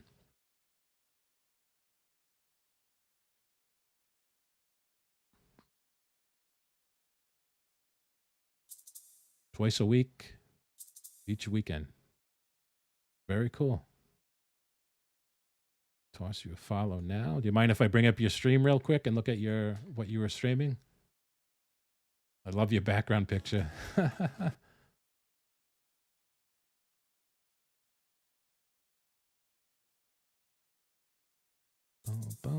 Yeah, no worries. Okay. I always like to ask. Don't like to assume anything. So here's Zordenheimer's channel here. Let's go into the quick about. I always like reading about folks. I love that. I do computer things, mostly 8-bit assembly for the NES stream. I have a ritual called Terminator. I crouch in the shower in the naked Terminator pose with eyes closed. I crouch for a minute and visualize either Arnie, the guy from the second movie, and then I start to hum the 2D theme. The Terminator 2 theme. Slowly I rise to a standing position, opening my eyes. It helps me get through my day. That's awesome. Not many people read that. Yeah, I love that. That's awesome. The only problem is if the shower curtain sticks to the Terminator leg, it sort of ruins the fantasy. That's awesome.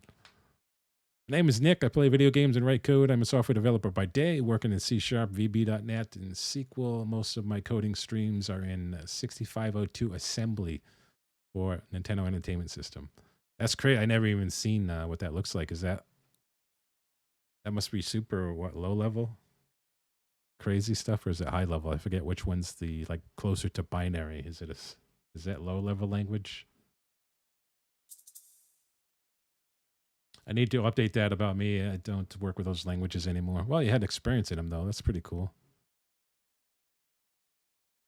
I do cyber threat intelligence by the day, so defense monitoring for the financial institutions. So basically making sure that the people who are watching the eyes on glass type things have the tools they need, the detections they need, doing that type of stuff. I've been in information security architecture for 15 years, total in the ITIS, information security risk management space, for about 25 years.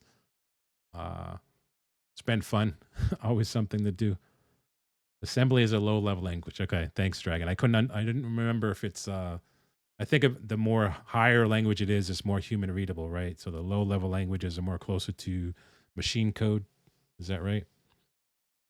I've never been a developer. I guess by profession, but I've always been around software development life cycles. Helping people with secure code, attacking or running scans against that code using Stride or the MITRE framework or OWASP or all those ones about that. So that's kind of cool. I appreciate you stopping in. Let's check out.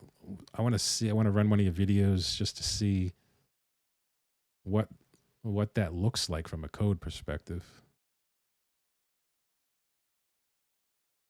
I love this graphics too. Do you do all your graphics? Got the intro NES music going on there, 8-bit. Yo, Ian, what's going on, Lance? What's happening, Lance?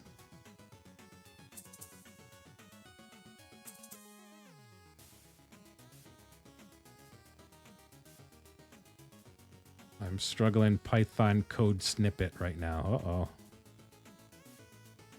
You've been a hobbyist developer on several languages and platforms since I've known you. Yeah. I've always said I've never been a developer by trade or by profession yet, but even though I work on code all day, I'm not a developer per se, like a software developer, but I work with code all day, whether it's current code I work on is more towards data space, so like SIMs, security incident and event management type stuff. So working on, it's like SQL, but not really. It's Splunk or those other types of things that you work on. And I work on endpoint things for crowd detections and stuff like that on endpoints. Pretty cool. Let's see. What's the first month I have homework I can't answer. Uh-oh. What's the questions that you're coming up against, Lance? It is considered development. It's still considered, mostly my brother did the intro, though. That's cool. Still development. I guess I never held the title software engineer. Is that what they're called these days? Are they even called software developers, or are they called software engineers now? All right, let's 6502 ASM. Crap. Don't need to look up, I guess. I don't know. Holy hell. Go into theater modes, cut the channel. Then we store. Whoa, what the hell is this? Things twice to actually draw that brick. So you can see it actually drawn right there. There and there.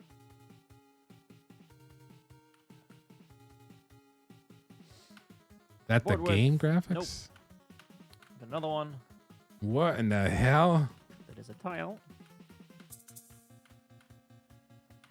And then a no tile again and again and again and again and again. That's some debugging stuff in the console that happens behind the scenes of the game. They call me an engineer at work. I laugh at them. Yeah. I'm a further. So my new title is lead information security engineer, and I was. This one is index a 1. Information security architect for the longest time, but I went back into more hands-on stuff. Fell in love with development, so I might even become a developer someday. I don't know. But the trade that I'm actually the trade that I'm currently working on allows me to do both worlds. So it allows me to have hands-on writing scripts or writing something where I can port scan or something like that. So it's kind of cool. I get that fulfillment, I guess.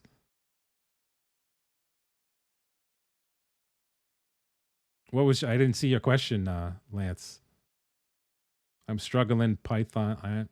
I'm struggling Python code snippet right now. First month I have homework I can't answer. Can you answer my one question so can't proceed? I can try. Post it in the chat. See what it is.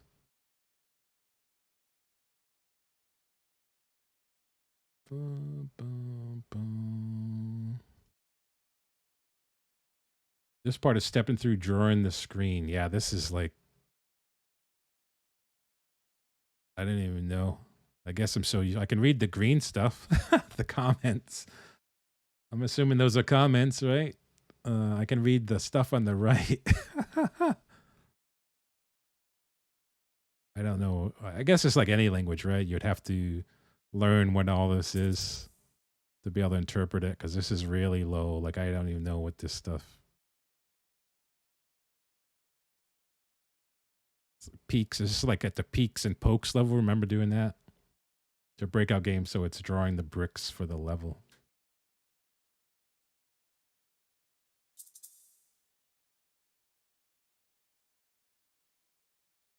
Now, what is this?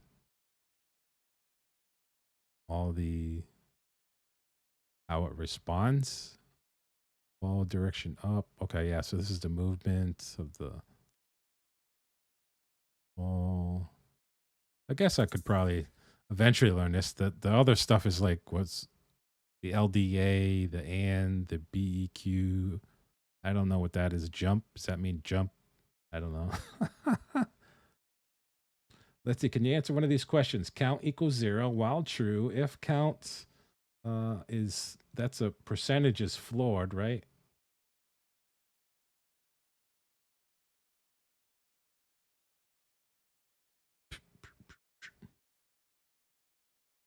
I think I actually remember doing this somewhere. I have a book on assembly and I tried reading through it. Half of the stream, I was rereading my code from 2 years ago, going, what the fuck was I thinking? Yeah. That's cool, though. I'm going to watch it. I'm pretty sure I browse streams quite a bit on the software side, and I'm pretty, I recognize you uh, from one of the streams. I like open up the software tab quite a bit, and I just run a bunch of tabs across the top and I bounce in real quick just to see. But you're definitely familiar. I forgot what I was in there for. I think I said greetings. You responded, and I'm trying to remember what you were coding at the time. It wasn't this.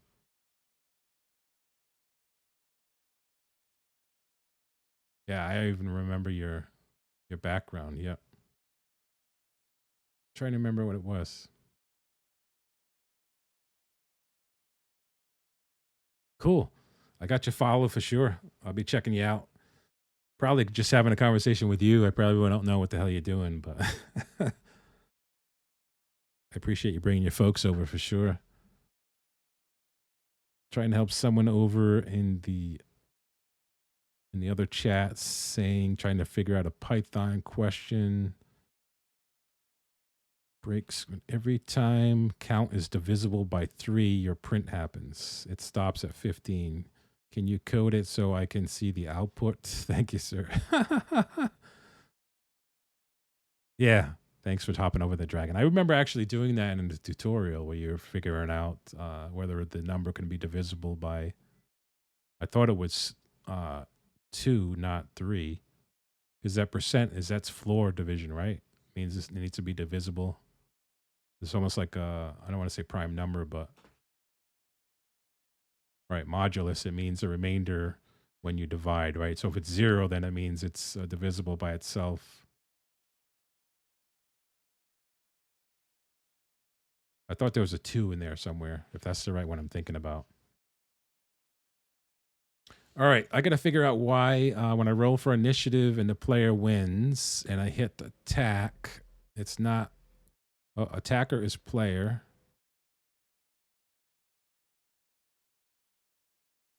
Right. Right.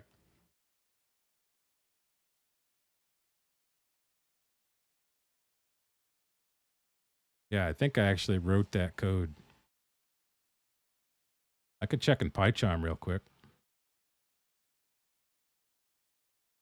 My first language that I really officially dug into, I did the hundreds of days of code on it, is Python. So that's really the main language that I did. And then when I jumped in the GD script with Godot, it's 80% of it, they say, is like Python. So it was easy to kind of just jump in there and see how to do it. Now it's just a matter of syntax, using our API. I guess that's like any language, right? the hell was that called? These are like all the different things that I went through and coded through the 100 Days of Code stuff.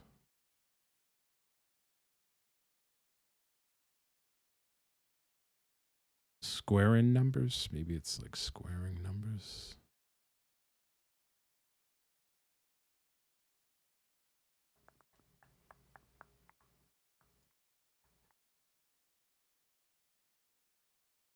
Nope, it's not there.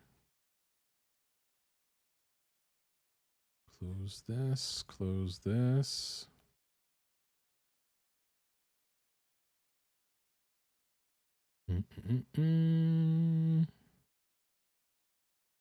Last.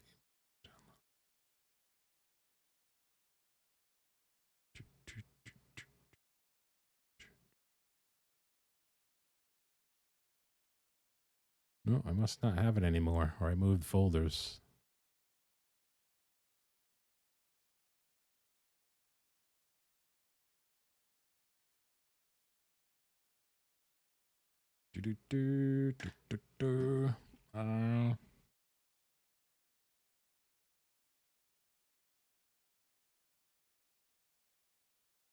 Yeah. Yeah, thanks for helping with that, Dragon. All right, so I'm not even seeing the here, so I don't think it's calling. Actually, I'm not. Am I calling that? Yeah, I'm just sending in the string. So message handler, action message. Just go back to combat. Where was I? Message handler, action message, and I'm passing in this string. String's gonna have check hit, which is there. Okay, that's cool. Yeah, why isn't this working? I'm gonna send in another one from here too, just to make sure. Message handler dot oops. Action message start. Oh, because this is a critical hit. Okay, that's the reason why it's not working. So let's copy the same stuff. So okay, I'm pretty confident now that's gonna work.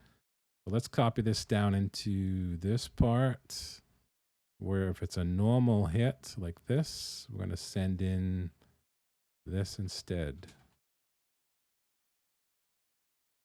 Send in here.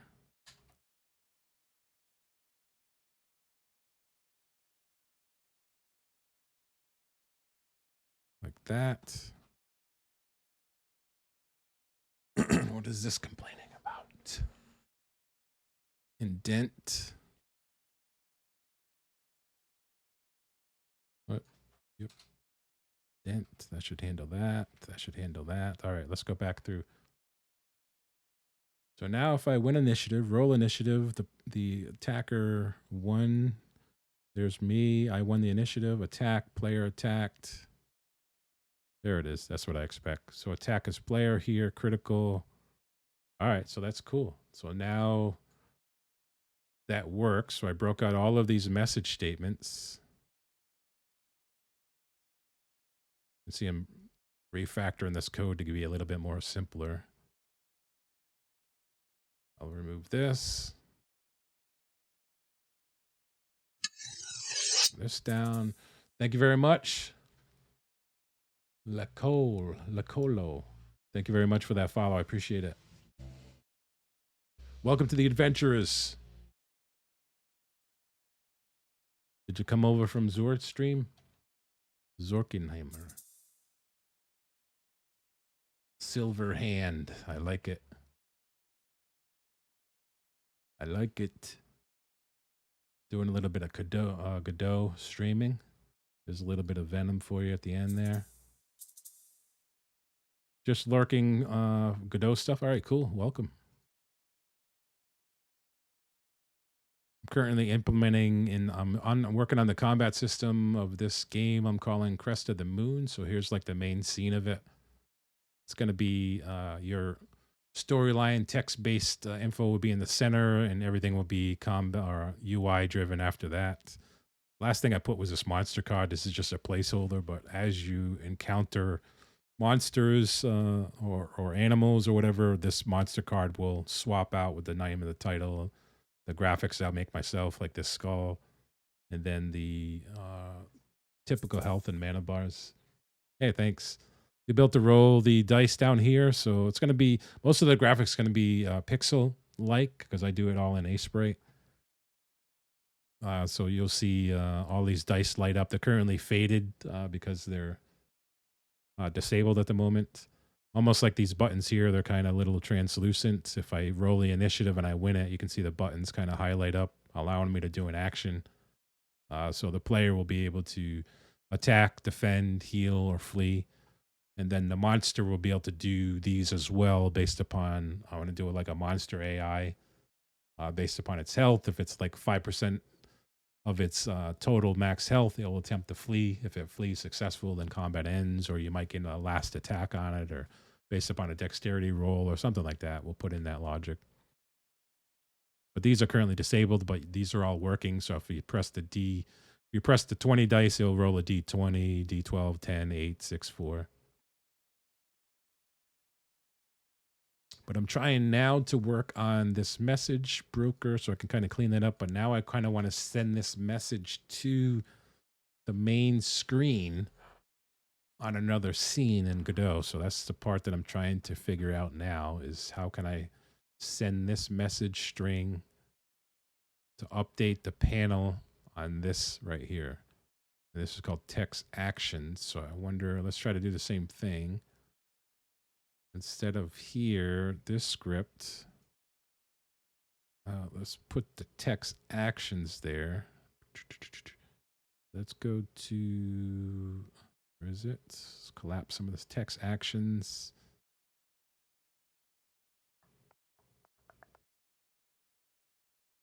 Text actions, okay. Down at the bottom, it's still a combat script.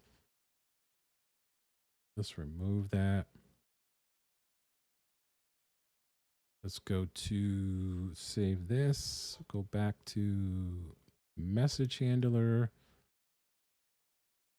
And I'm not sure. Can I just drag this up here?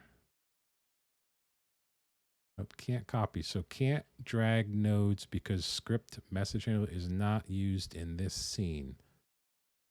So can I take this message handler and drag it over to there, which I can, and then does that now let me use it? It does.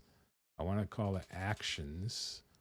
So down to here, can I just go actions dot pen text, and it's going to be the message.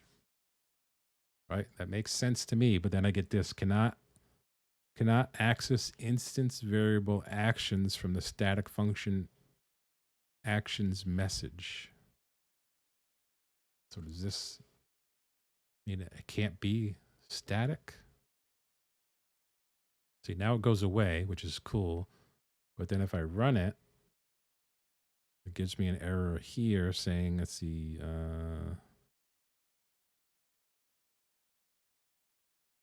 cannot call non-static function actions message on the class message handler directly. Make an instance first. Okay, so var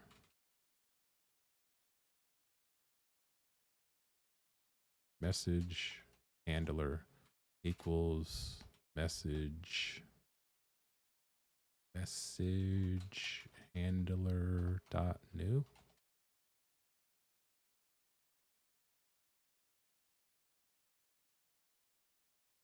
And then now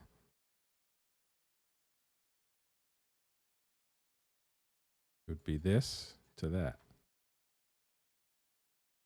Okay.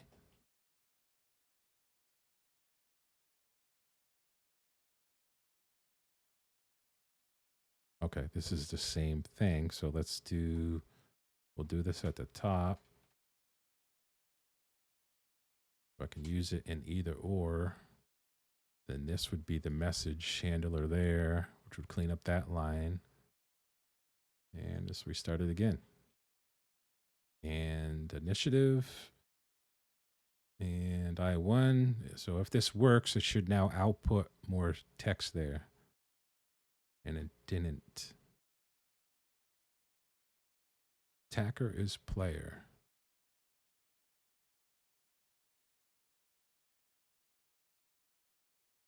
Non-existing function append text in base nil.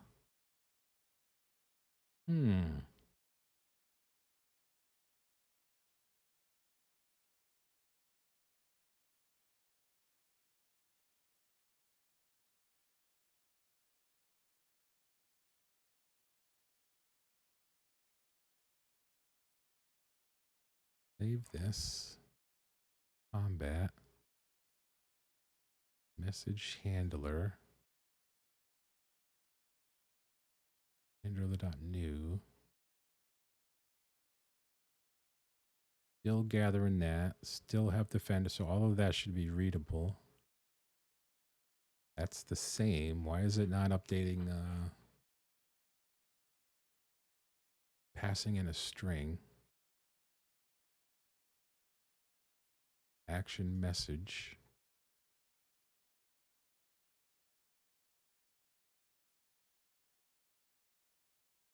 Actually, let's make this uppercase.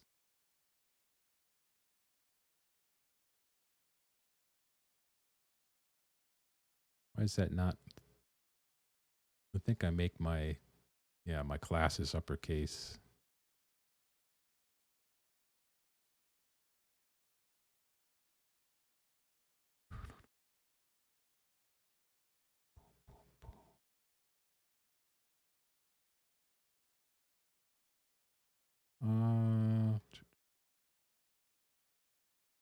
Okay, that doesn't matter there.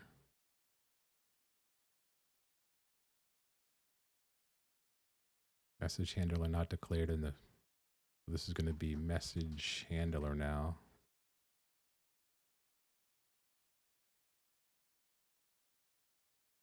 Okay, that fixed that. Not sure. Okay, that fixed that. That's good. So why isn't it not appending? Pending message.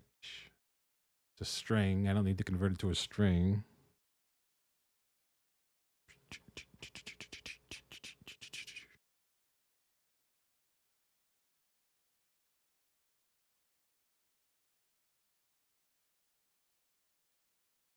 Append text. Stop. Restart. Roll initiative. I won. Attack. Okay, yeah, give me something. Non-existent function append underscore text in base nil. Append text actions. Actions.text. This is definitely can do append.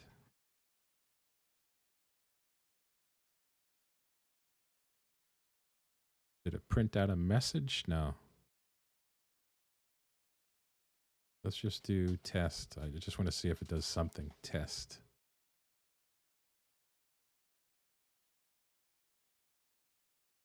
I win.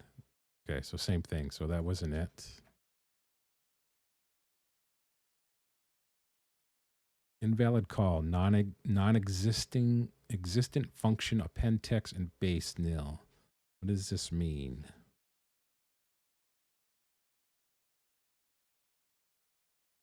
It's not nil because it has the sending in the message. Combat. Message handler. Let's do this again. Hold on.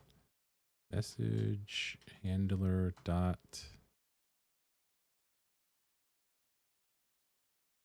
action message. I.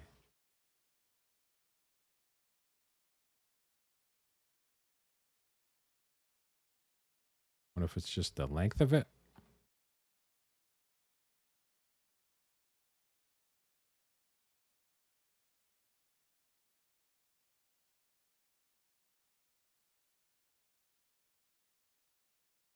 Nope, doesn't like it.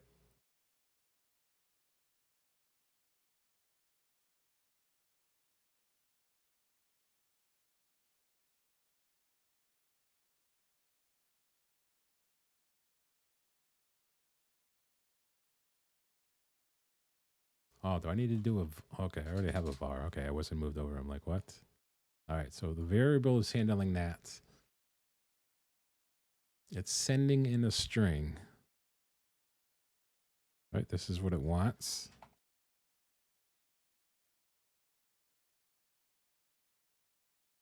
Message string.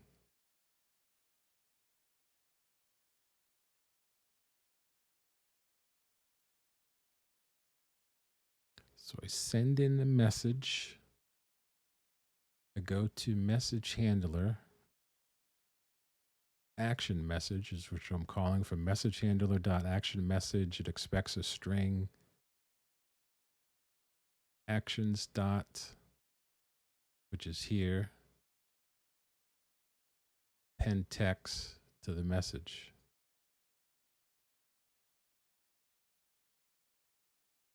It's already a string. Print entered.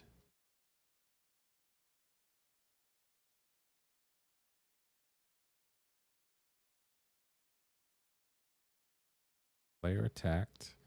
Yeah, it's not attacker is player. It's not calling it.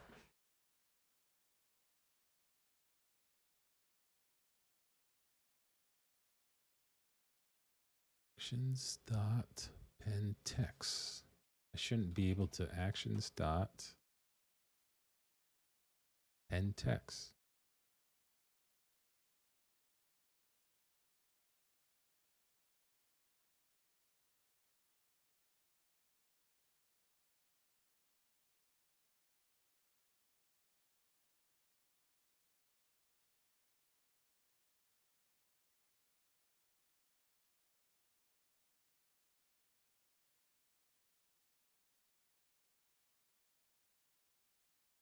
Hmm.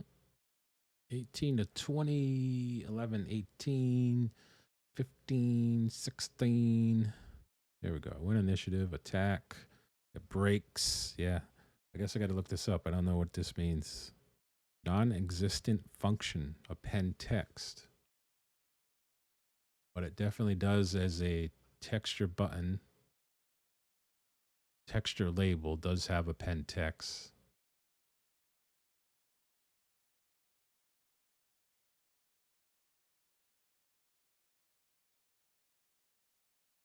Go back to here.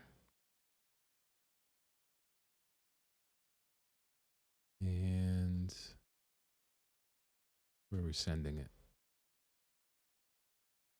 Combat initiative right here. So that works here. But then when I'm down in the attack part, I press the attack button, which is up top here. Attack button. Combat attack player. So we're calling combat attack. I go to combat. I go to attack. We're passing in player. It's going to print attack player, which it does. Attack monster. Else attack monster. If check hit. Message handler. Boom, boom, boom, boom. I'm just passing in high. So at this point, message handler action. Message handler action message. Passing in a string.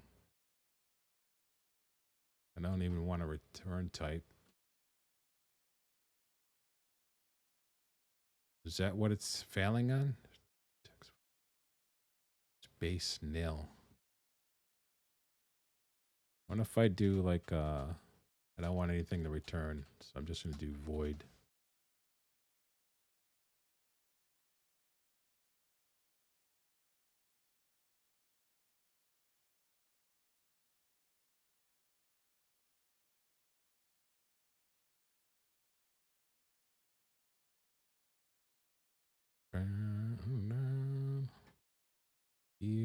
Here. Okay. Player attacked. Attacker is player. But it's not getting inside that statement. I'm not sure. I guess I could debug it, right? Is this where maybe I should use my first debug? to walk through this, step through it, I think they what's called it, right? So let's go back to here. Let's go. We're going to walk it from here, I guess. Can I do it from here?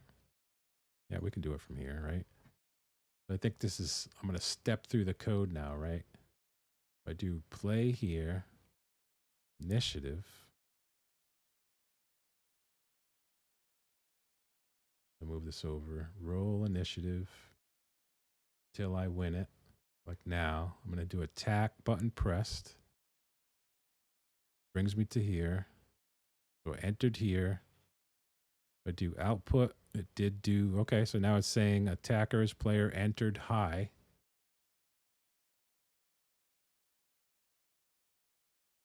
Test. Entered. Yep, entered. And then it's saying high. Okay, because that's the message that I passed in. Okay. And then if I do, where's my debug here? If I do next, is this the next hop? Continue.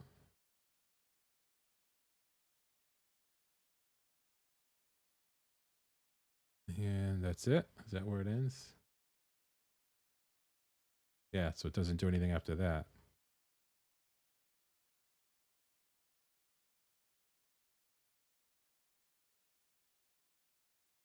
Hmm.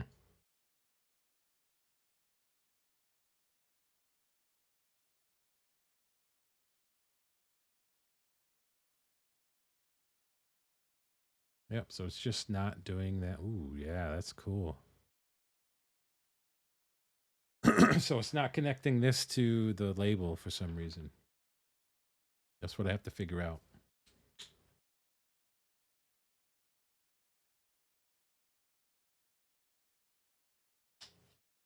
That's what I have to figure out, why this is not connecting that to another.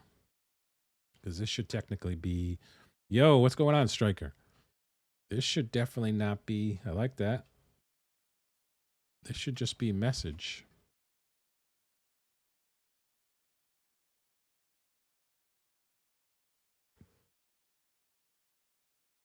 How are you, my dev? Doing pretty good. Doing some Godot development right now. Working on my fantasy game right now. Trying to figure out why I can't call a node from another scene. The script is now attached. Is it attached to this one? Yeah, message handler.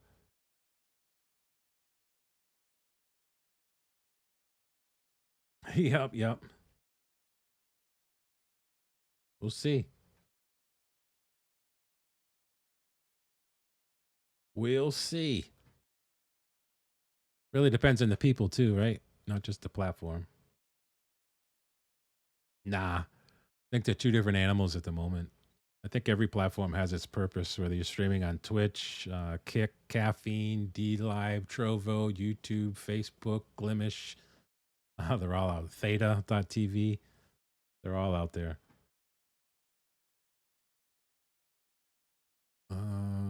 So why is this not working?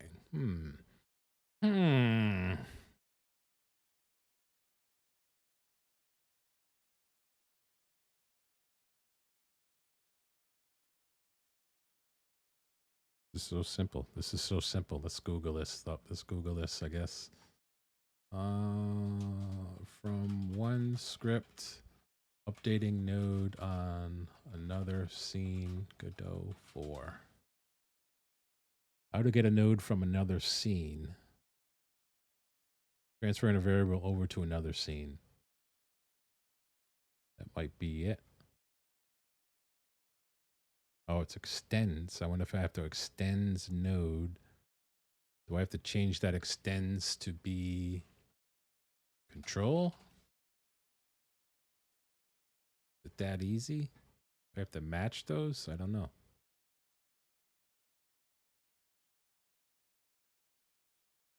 Look at all the initiative failures. There it is. Nope, doesn't like it. Same error. Same error. Thanks for the follows. Appreciate it. Appreciate you. How'd you find Kick?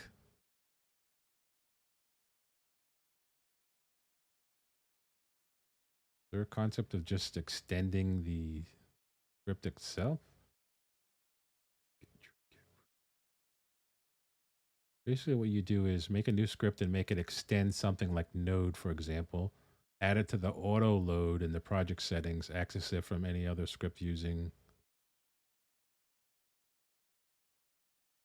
I wonder if I should add that to the auto load for message handler on the project level. Auto load. Right now I'm auto loading class. Let's add it. I'm not sure. We'll add the message handler script.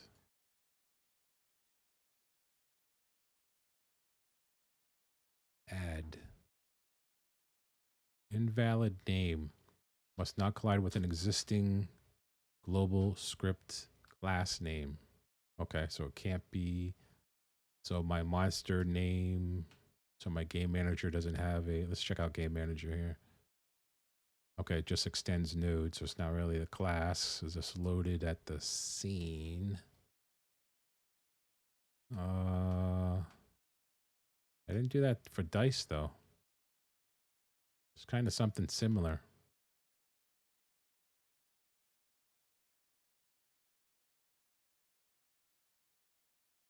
I didn't do it there for dice. How come dice works and the other ones don't? Of course, dice isn't updating anything on that window. And I am on the other side. If I do static, then I should be able to just do just message handler. But then this conflicts. Actions from the static function. Let's see if we can Google this. Not access instance variable from the static function.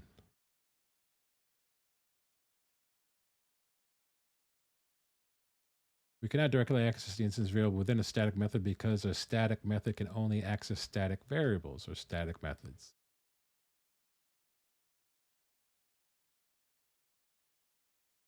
I mean, I like doing it this way, but then this is saying I can't do it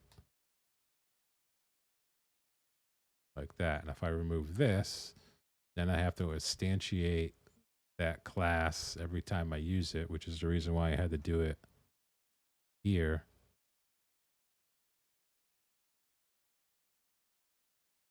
Down here. In combat, like such, I had to do it there. Message handler, actions message, hi. So this is true. So this is actually working. So I'm going to do this. I'm going to take this off. I'm going to uncomment this because this was working. I'm going to comment, take this out. And because we tested that, so that is working properly, we'll take this out. It is passing in the message, which is cool. So then it's passing in the message to the message handler. The message handler is not updating the node on a different scene. And the node that I want to update does have the script attached to it, which is this one. This one does have message handler attached to it. Let's take it off and re-add it, maybe. Load scripts message handler. Now, I'm not sure if that's meant to be like that. Is this saying that this node, anytime, is this script now aware that it can update these properties? That's what I'm trying to understand here. I don't know why that's still running.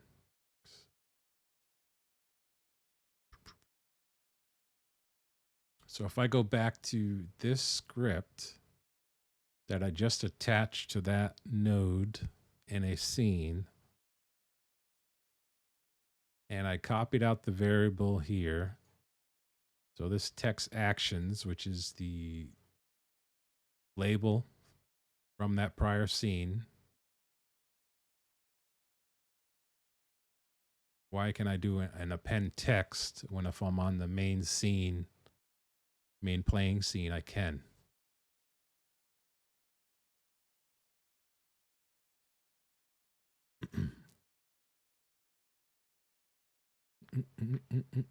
It's a freaking mystery. It's a freaking mystery. Let's go back to Google over here. Let's go to Chat GPT because everyone loves talking about that as developers. Let's see how good this thing is. How in Godot 4, how can I update a rich text label in another scene from a script?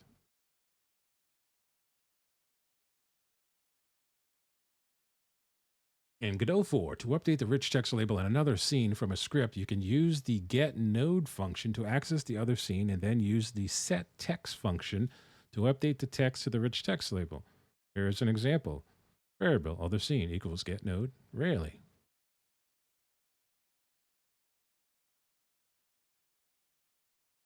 Really? Let's see if this thing's right. Is this thing freaking right? So if that's the case,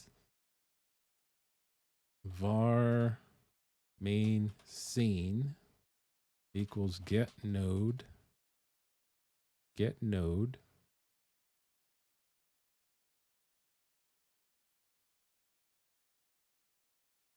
Oh, it's only given me the paths for. Note that in this example, rich text label is the name of the rich text label node in the other scene, and the /root is the path to the other scene in the tree.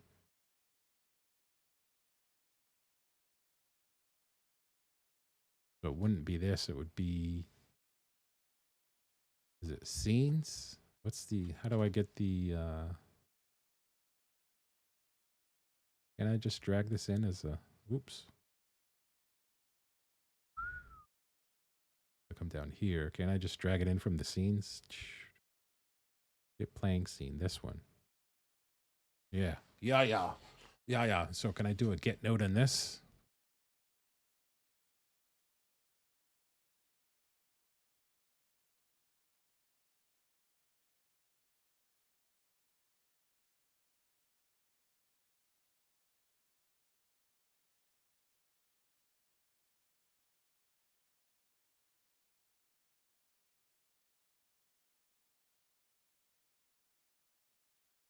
Get the node, and we're getting actions.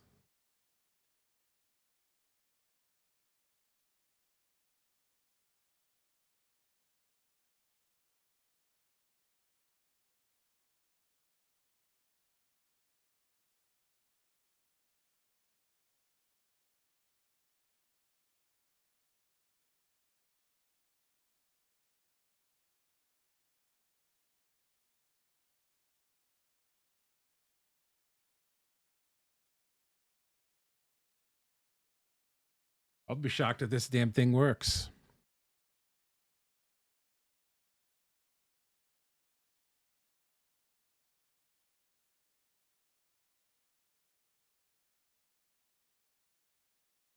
Let's test it out.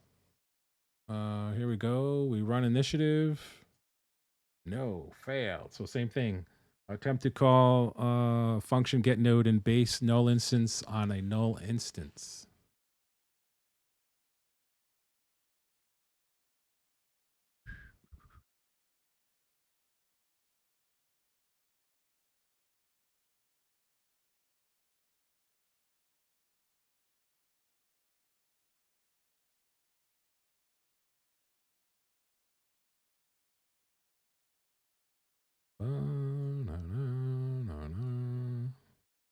Nope, same thing. Same thing.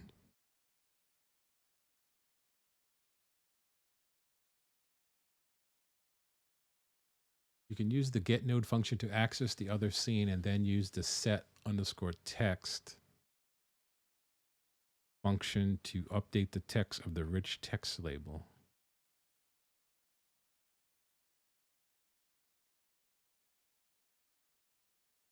That is text actions. Text actions. Can I just call it actions? Because we have it here. Invalid argument get node argument value should be node path to a node. What if I need to connect? Okay, perfect. Copy node path. We'll put the full node path in here.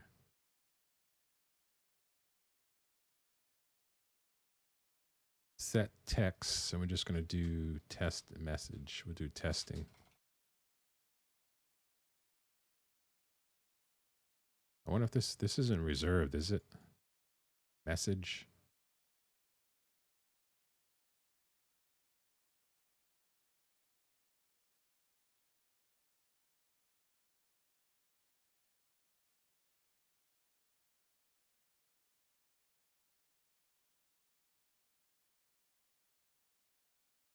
Player attacked, so that's not failing there. Player has attacked. Attacker is player. But it's not printing out that. Same thing.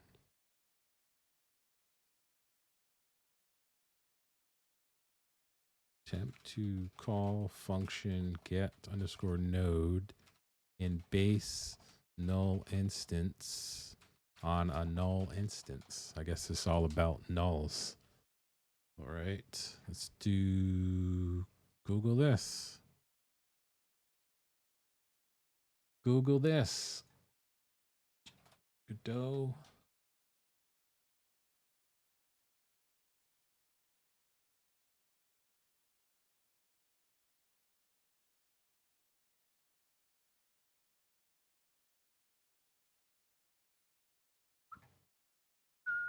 The error is caused because the node panel plus doesn't exist and you are trying to call a method on it. It doesn't exist.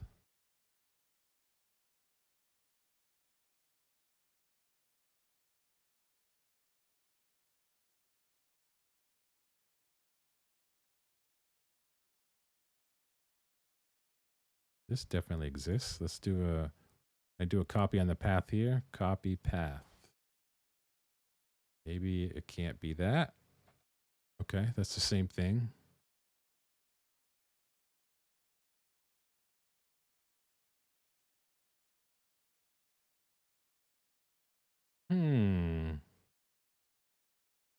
That's a kind of an interesting thing.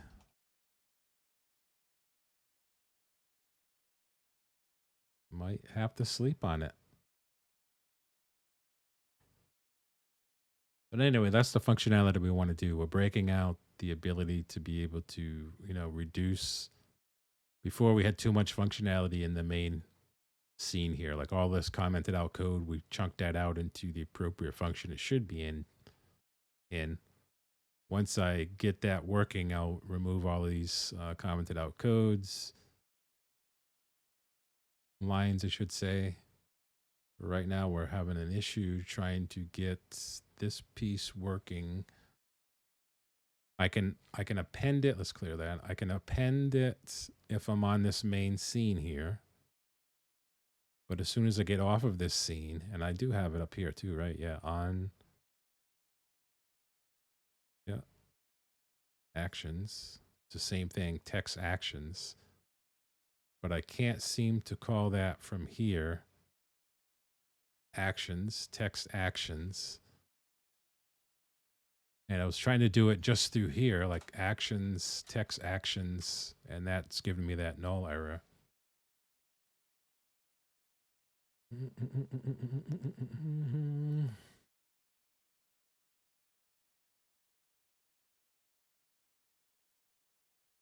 I don't think that makes a difference. Is this script in the root directory? The script? No, it's in a script directory. And it seems like I can't, like if I want to try to load this, where are you trying to get call node get node path.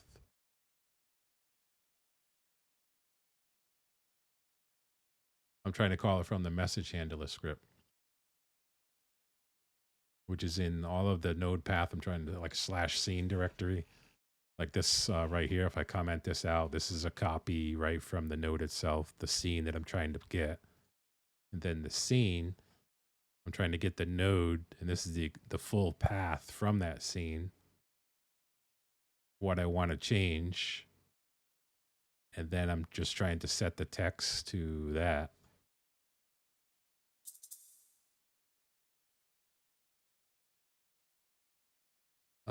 It's down here, so I'm not sure if you can see. Yeah, over to the right, you can see everything's underneath this resource thing. So the scene is in /scenes.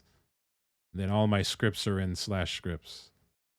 So I'm trying to call a /script to update a node in in a scene. I mean, we did it before with Game Manager, but you can see Game Manager. Well, I guess we didn't do it. No, we didn't do it with Game Manager. Or monsters. I mean, I'm preloading these, so I wonder if I have to preload that so it's global.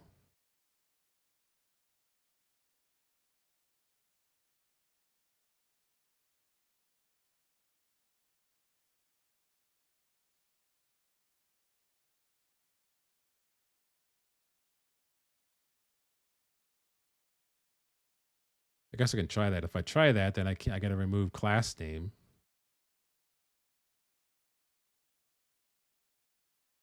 But I don't see how that would change what I'm trying to do. Yo, Suda, what's going on, man? Welcome.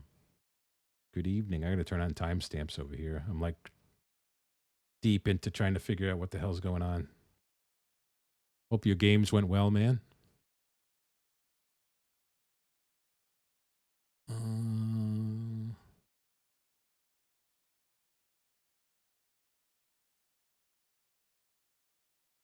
Yeah, I mean, this should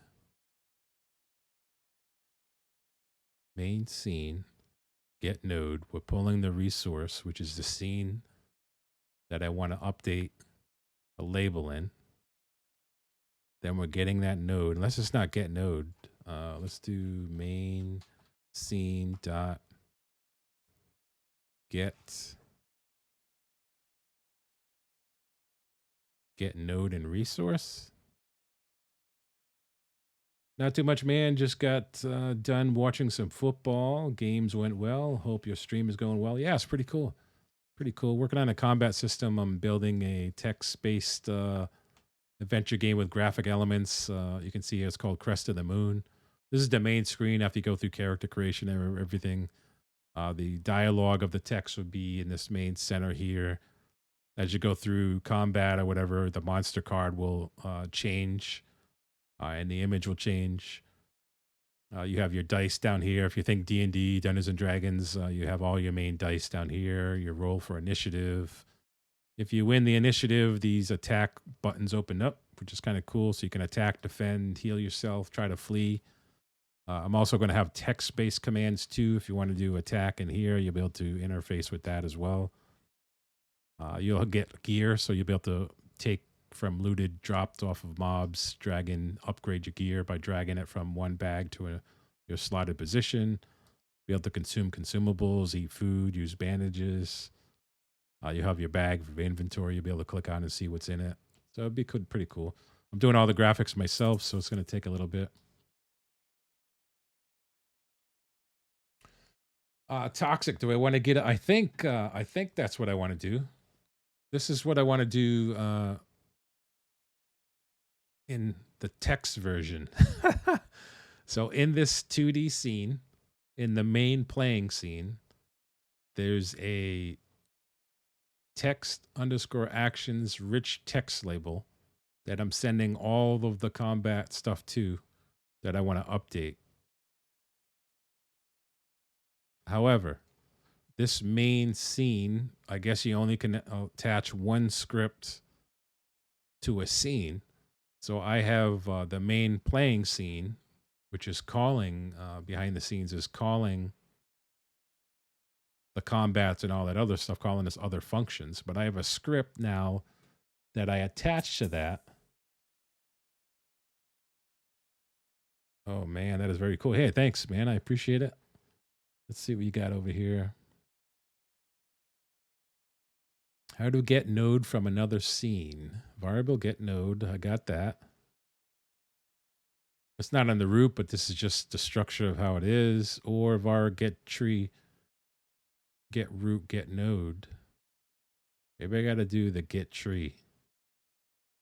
Or variable is equals get tree, get root, var node equals tree root dot get child.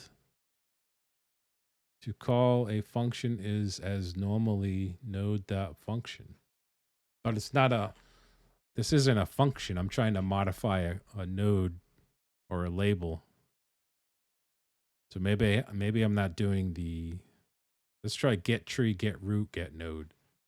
Holy shit. Let's try that. It has to be possible. Let's try this. Var main scene equals get dot tree or get underscore tree dot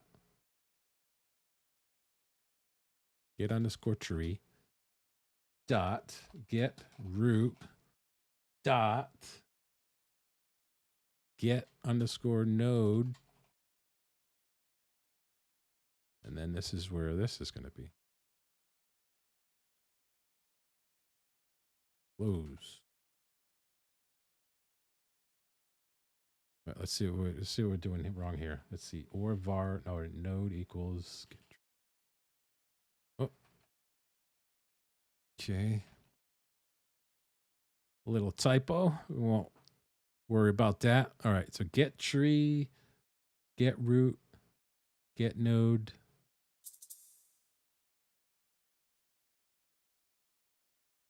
Now this isn't. So I'm going to be changing this to append text. Append text is, so I can append text to that label, but let me read what's happening here. Then it's node function name.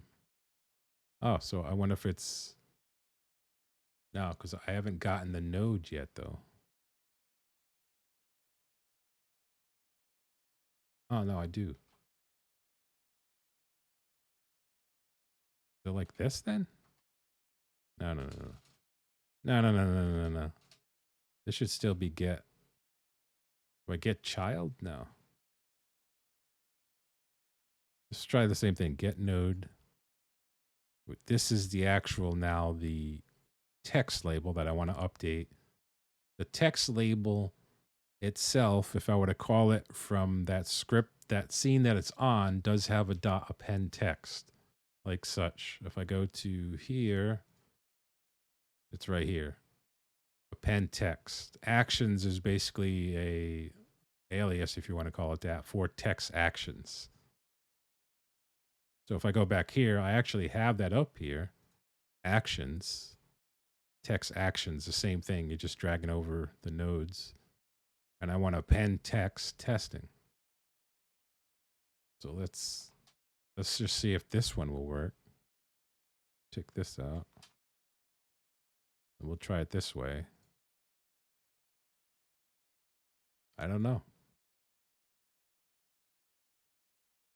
I want initiative, player attacked, and it doesn't, it's not sending it. Player attacked. It should send testing.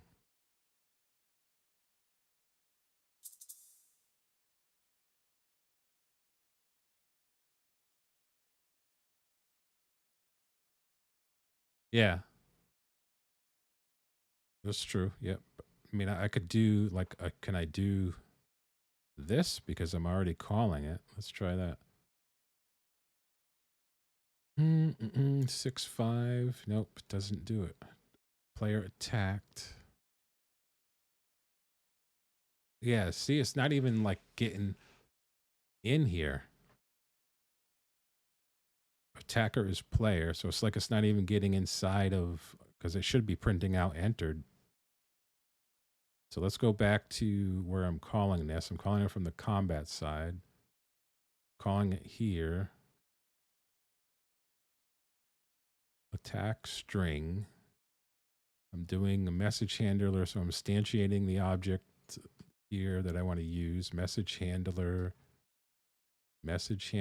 action message, which is the function within the message handler action message. And then I'm sending in a string.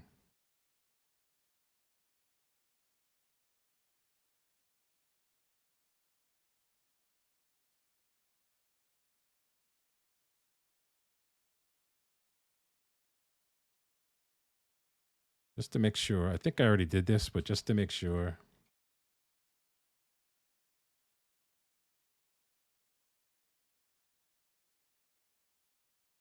We'll just do this. In case it might be because I'm sending in a formatted string. I think I already did this, but just to make sure, we'll do it again. So I'm passing in the word hi. When I pass in the word hi, it's going over to the message handler and it's doing this. I want to append the text to be what the message is. So it's going to come in as hi. It's going to print out hi. It's going to print out entered hi. It's going to get the tree, get root, get node, tree, root, node, main scene, get node, actions.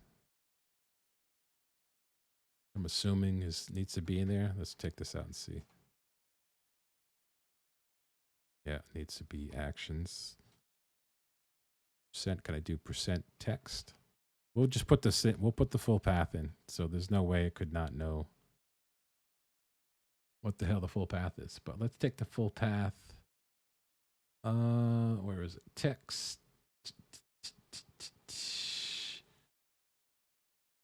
It is, let's collapse some of this panel. Right here. We're going to copy this. Copy node path. Paste that in there. Put that in quotes. And then append text. Maybe it doesn't like dot. What do we have here for? Set. Underscore. Yeah, I don't know if this always tells you everything, though. That's what I question. Well,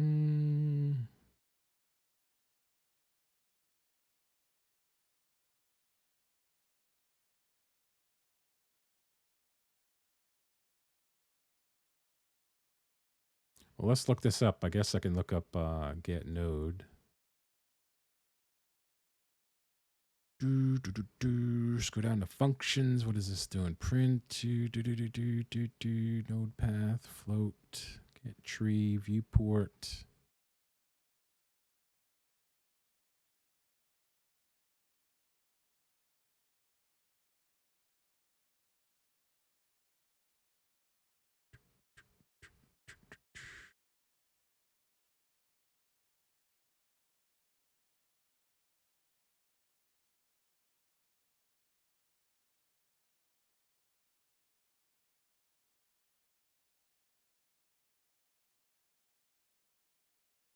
This has to be something so stupid. I'm going to do a message here just because I don't trust that might not be. I'm assuming it would give me an issue if it was a protected name, but let's see. All right, so I won initiative. As soon as I hit attack, I should see here, I should see some prints. Yeah, so this is trying to call a function on a null value.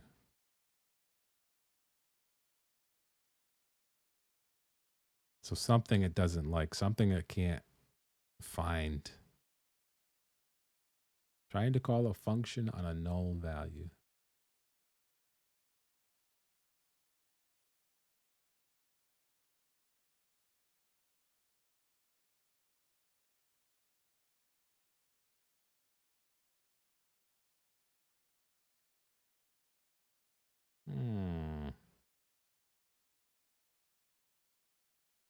Get node.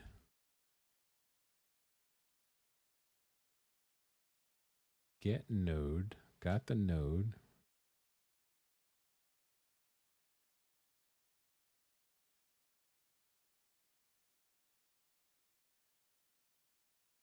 Yep.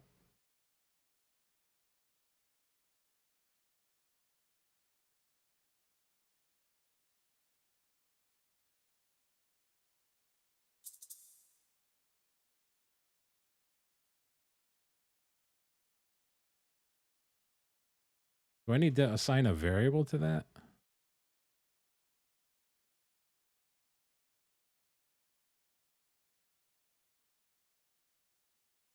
I shouldn't have to, right? This is going to assume that message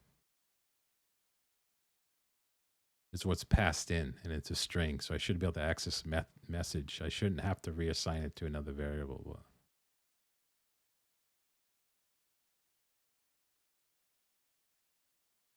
Player has attacked. Not even hitting that function. Is there no way to debug and see all the nodes.getNode has? Nodes.getRoot has?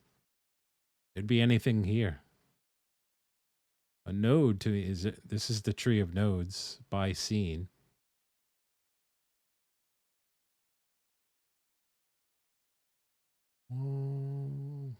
Let's close this down. Let's close this down. Let's close this.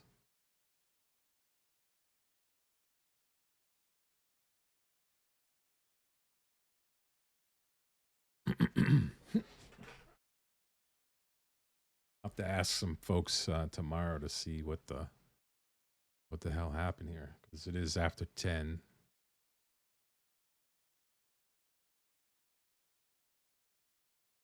So print entered, print message.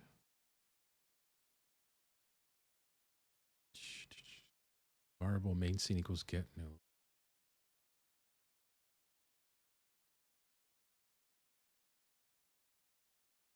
You can use the get node function to access the other scene and then use the set text function. Maybe this is, I have to set text.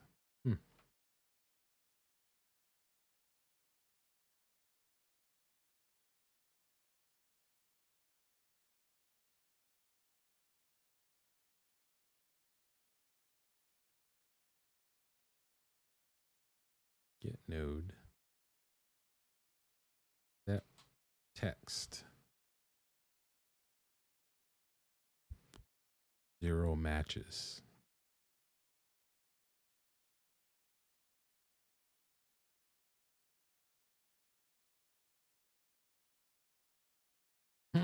It's going to be a mystery, guys. It's going to be a freaking mystery, I think.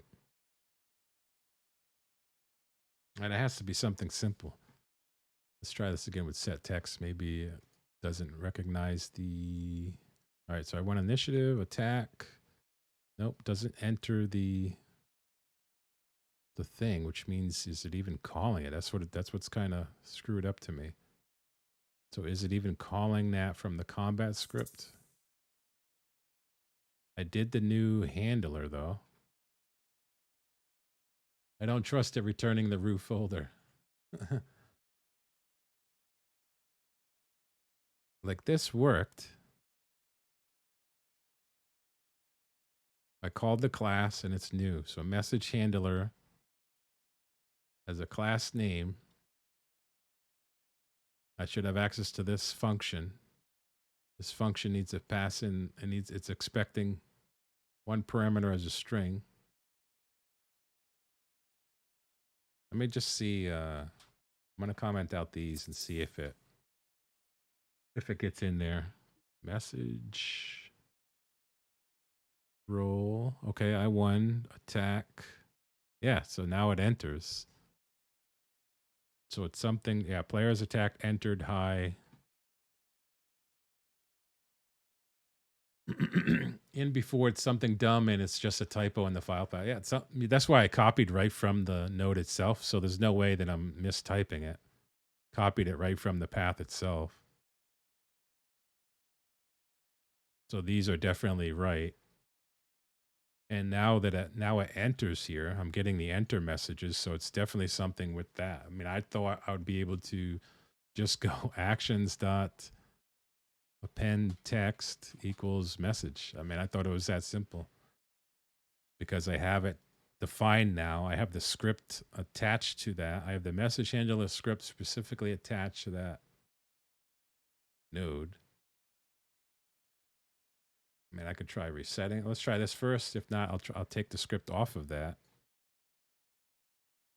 17, 18, 9, 11, 7, 13. Yep, it fails. This is where I get the null error. Non-existent function append text in base nil. I wonder, let's remove this. And just rerun it.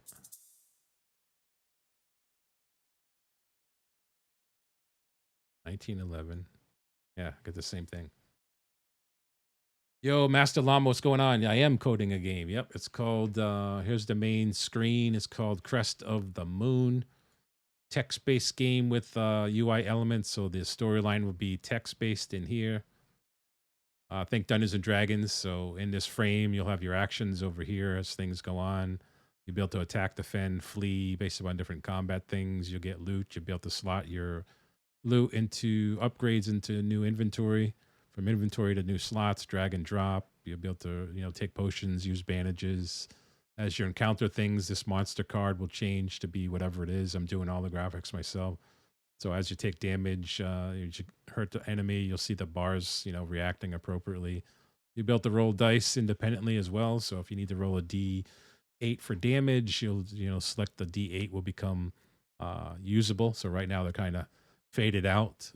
They'll become a vibrant red, and you'll be able to click on it and do so forth. Yep. So right now I'm kind of working on the combat system, working through this flow that I made behind the scenes. I like to work off visuals. So here's the actual flow of combat. If you can see that. This will be how combat works, what goes into certain parts. So we're working off this, and right now we're in this phase of attacking and working on messaging behind the scenes. Dim the lights. Thank you for that follow. Welcome to the Adventures Fold. I appreciate that follow. Wow, that's really neat. I was wondering where you've been. Yeah, I haven't touched Minecraft in a while. I still actually have a server running. I haven't done it. I wanted to get back into coding, so here we are. All right. This is where I guess we're going to halt it. I can't seem to figure out why this error. I'm going to capture this error message to roll. It's something that's going to be very easy. All right, there's the error message. It's going to be in my debugs, I think. Yep. Oh, hold on. Node not found. Character. Okay, that's something different. Okay. That's not what I'm working on here. Invalid call.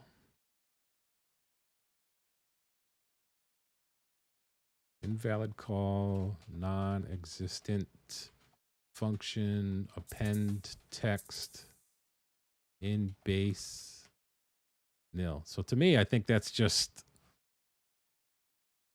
It doesn't recognize append text, which is weird. I'm trying to do it directly on the label. I don't know.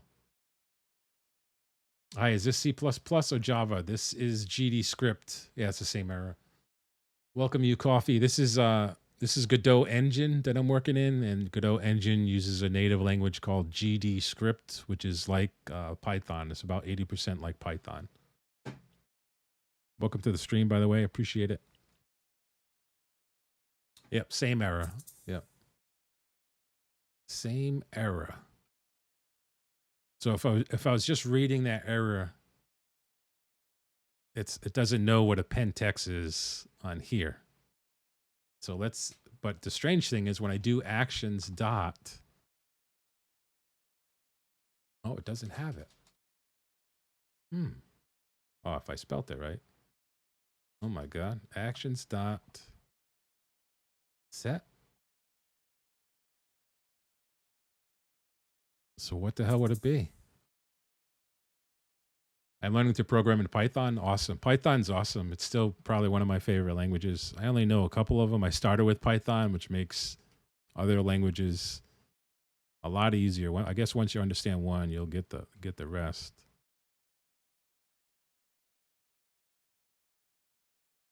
So this might be set script. Set index. Nope. Property. Oh. Text. Message. Hmm.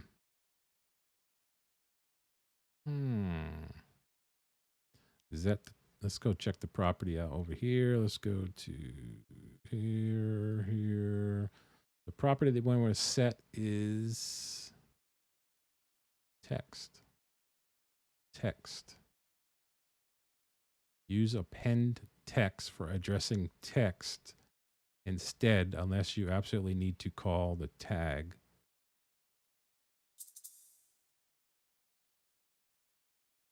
Let's go back to our script. Well, just wanted to see what you're doing. 10 p.m. here, so I got to get to bed. Yeah, same thing here. It's 10:14, so I'll be right behind you. Llama, thanks for stopping in, man. I appreciate it. Good to see you. Good to see you. So that did say property, string, text, value, message, restart. Nope, same message. Have a great night, man. Have a great night. Say hello to folks on the Minecraft server if everyone's playing. I seen Terraria being played by Gurgash. That's a great game too. What advice would you give to someone new to programming? I'm new as well, Yui. Coffee. I love coffee, by the way, so your name's awesome. So I think from my experience is just find a language that you want to start with, like a good starting language. I would suggest, because I'm biased, I started with Python. Python's a really good language, highly sought after for people in the world today. It's very flexible. It's a pretty good readable language too. Terraria, yeah, 10 o'clock is when the day begins. Yo, Adam, what's going on, man? What's up, brother? Terraria. It's a great game. You should play it. From Python, I did 100 days of Python challenge. So every day in Python, I was coding a minimum of 1 hour. So I typically from 2 to 4 hours every single day for 100 days straight is how I learned Python. From there, and that was a course I got on Udemy. From there, I went into doing my own thing with different types of projects that I was working on, and then I wanted to I saw some friends coding in different languages for different platforms. Game engines like Unity is C#, Unreal Engine is C++. So I'm like, okay, I want to learn C++. So I took a course. It was a 40-hour course in C++. Now, history, I tried to take C++ first years ago. I didn't even fucking know what I was doing. I think I could do a print hello world, and that was it. I just couldn't grasp the concept of coding at that point. So I went to an easier language. I'm going to call Python a little easier than C++. So that helped me now. I'll go back to C++ and understand it pretty easily. And now this language is because I want to get into game development, and this engine is very friendly, and the language is 80% like Python, and I love Python, so it was a no-brainer for me to try to start with this engine. And so far, I've enjoyed it. It's done pretty much everything I was able to do and think of, so it's pretty cool. If you want to focus on data analysis, like data science and stuff, Python all the way. Yep, because that's the part of the job that in my career, data science and stuff like that is what I'm going to be. I'm teaching myself on the side, so when the time comes, it's always going to roll into my portfolio to, help me better in the job places too. So that's what I would recommend. I got a few hours logged into the old Terraria. Isn't it funny how a decade plus old game is still relevant? Yeah, think of Minecraft. Think of those games that are still there, man. Yeah, look up, Python is one of the most sought after things right now because of data science. Yeah, thanks for that follow, Coffee. I appreciate it, man. Yep, data science. It's phenomenal to be able to work with large portions of data, for sure. All right, guys, this is where I'm going to stop. Unfortunately, I get up at 0500 hours tomorrow to head back to work. Sunday was fun. I typically try to get done by 10 o'clock. If I do stream during the week, I try to end my streams by 10 p.m. And I'm on the East Coast, so 10 p.m. East Coast time in the U.S. If I do stream, it's around 7 p.m. Eastern, and I'll stream potentially to 10 p.m. So like 3 hours if it's going to be a weekday. If it's a weekend, then it's pretty random. I typically like to stream in the mornings. Depending on who's on, I like to watch people as well throughout the day, throughout the morning. So depending on how I feel, sometimes I don't even want to look at a computer and I'm just out and about.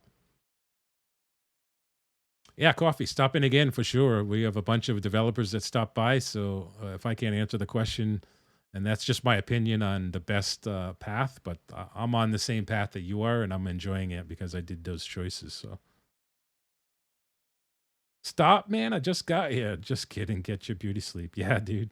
Are you going to be streaming at him or what?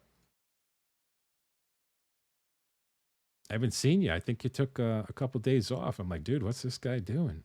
He streams like 15 hours a day, every day, random games, and then he just stops, you know? Just freaking stops one day. I'm just kidding. I'm just freaking kidding. He's like, Ray, I gotta eat sometime. Man, eat on your own time, dude. Not when eat on your own. Not when I'm trying to watch you. Come on. All right, guys. Let's see who else is out there. We got a few people on the Twitch side. You see who's out there to send some love to. I'll do the same thing on the Kick side. Nah, probably not tonight. It was fun. Nah, probably not. Toxic, good night, man. Thanks for always stopping in. Coffee, pleasure to meet you. Everyone else has stopped in, thank you very much. Thanks for the raids, the new followers. I appreciate it. Hang tight. And let's see who else we can pass it over to over there. Not needed. No way. Eating, sleeping, not needed. Coffee, take care, man. Jump on Python, I'm telling you. Jump on Python.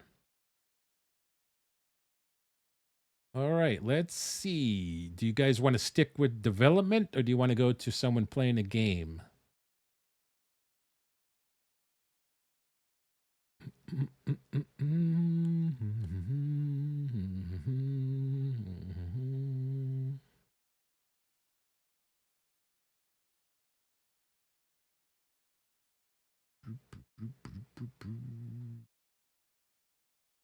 I will send you guys over to this. Kind of want to though, but the girlfriend wouldn't approve both. All right, let's send you guys over to this guy. Oh, look at that dice symbol, huh? Isn't that freaking cool, dude? Game, or is anyone left in the chat? Game or development? What do you guys want to roll over to? Game? Someone playing a game or someone doing development?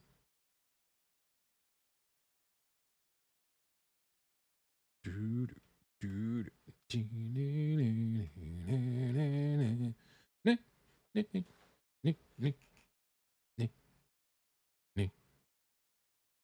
Love me some D20, yeah.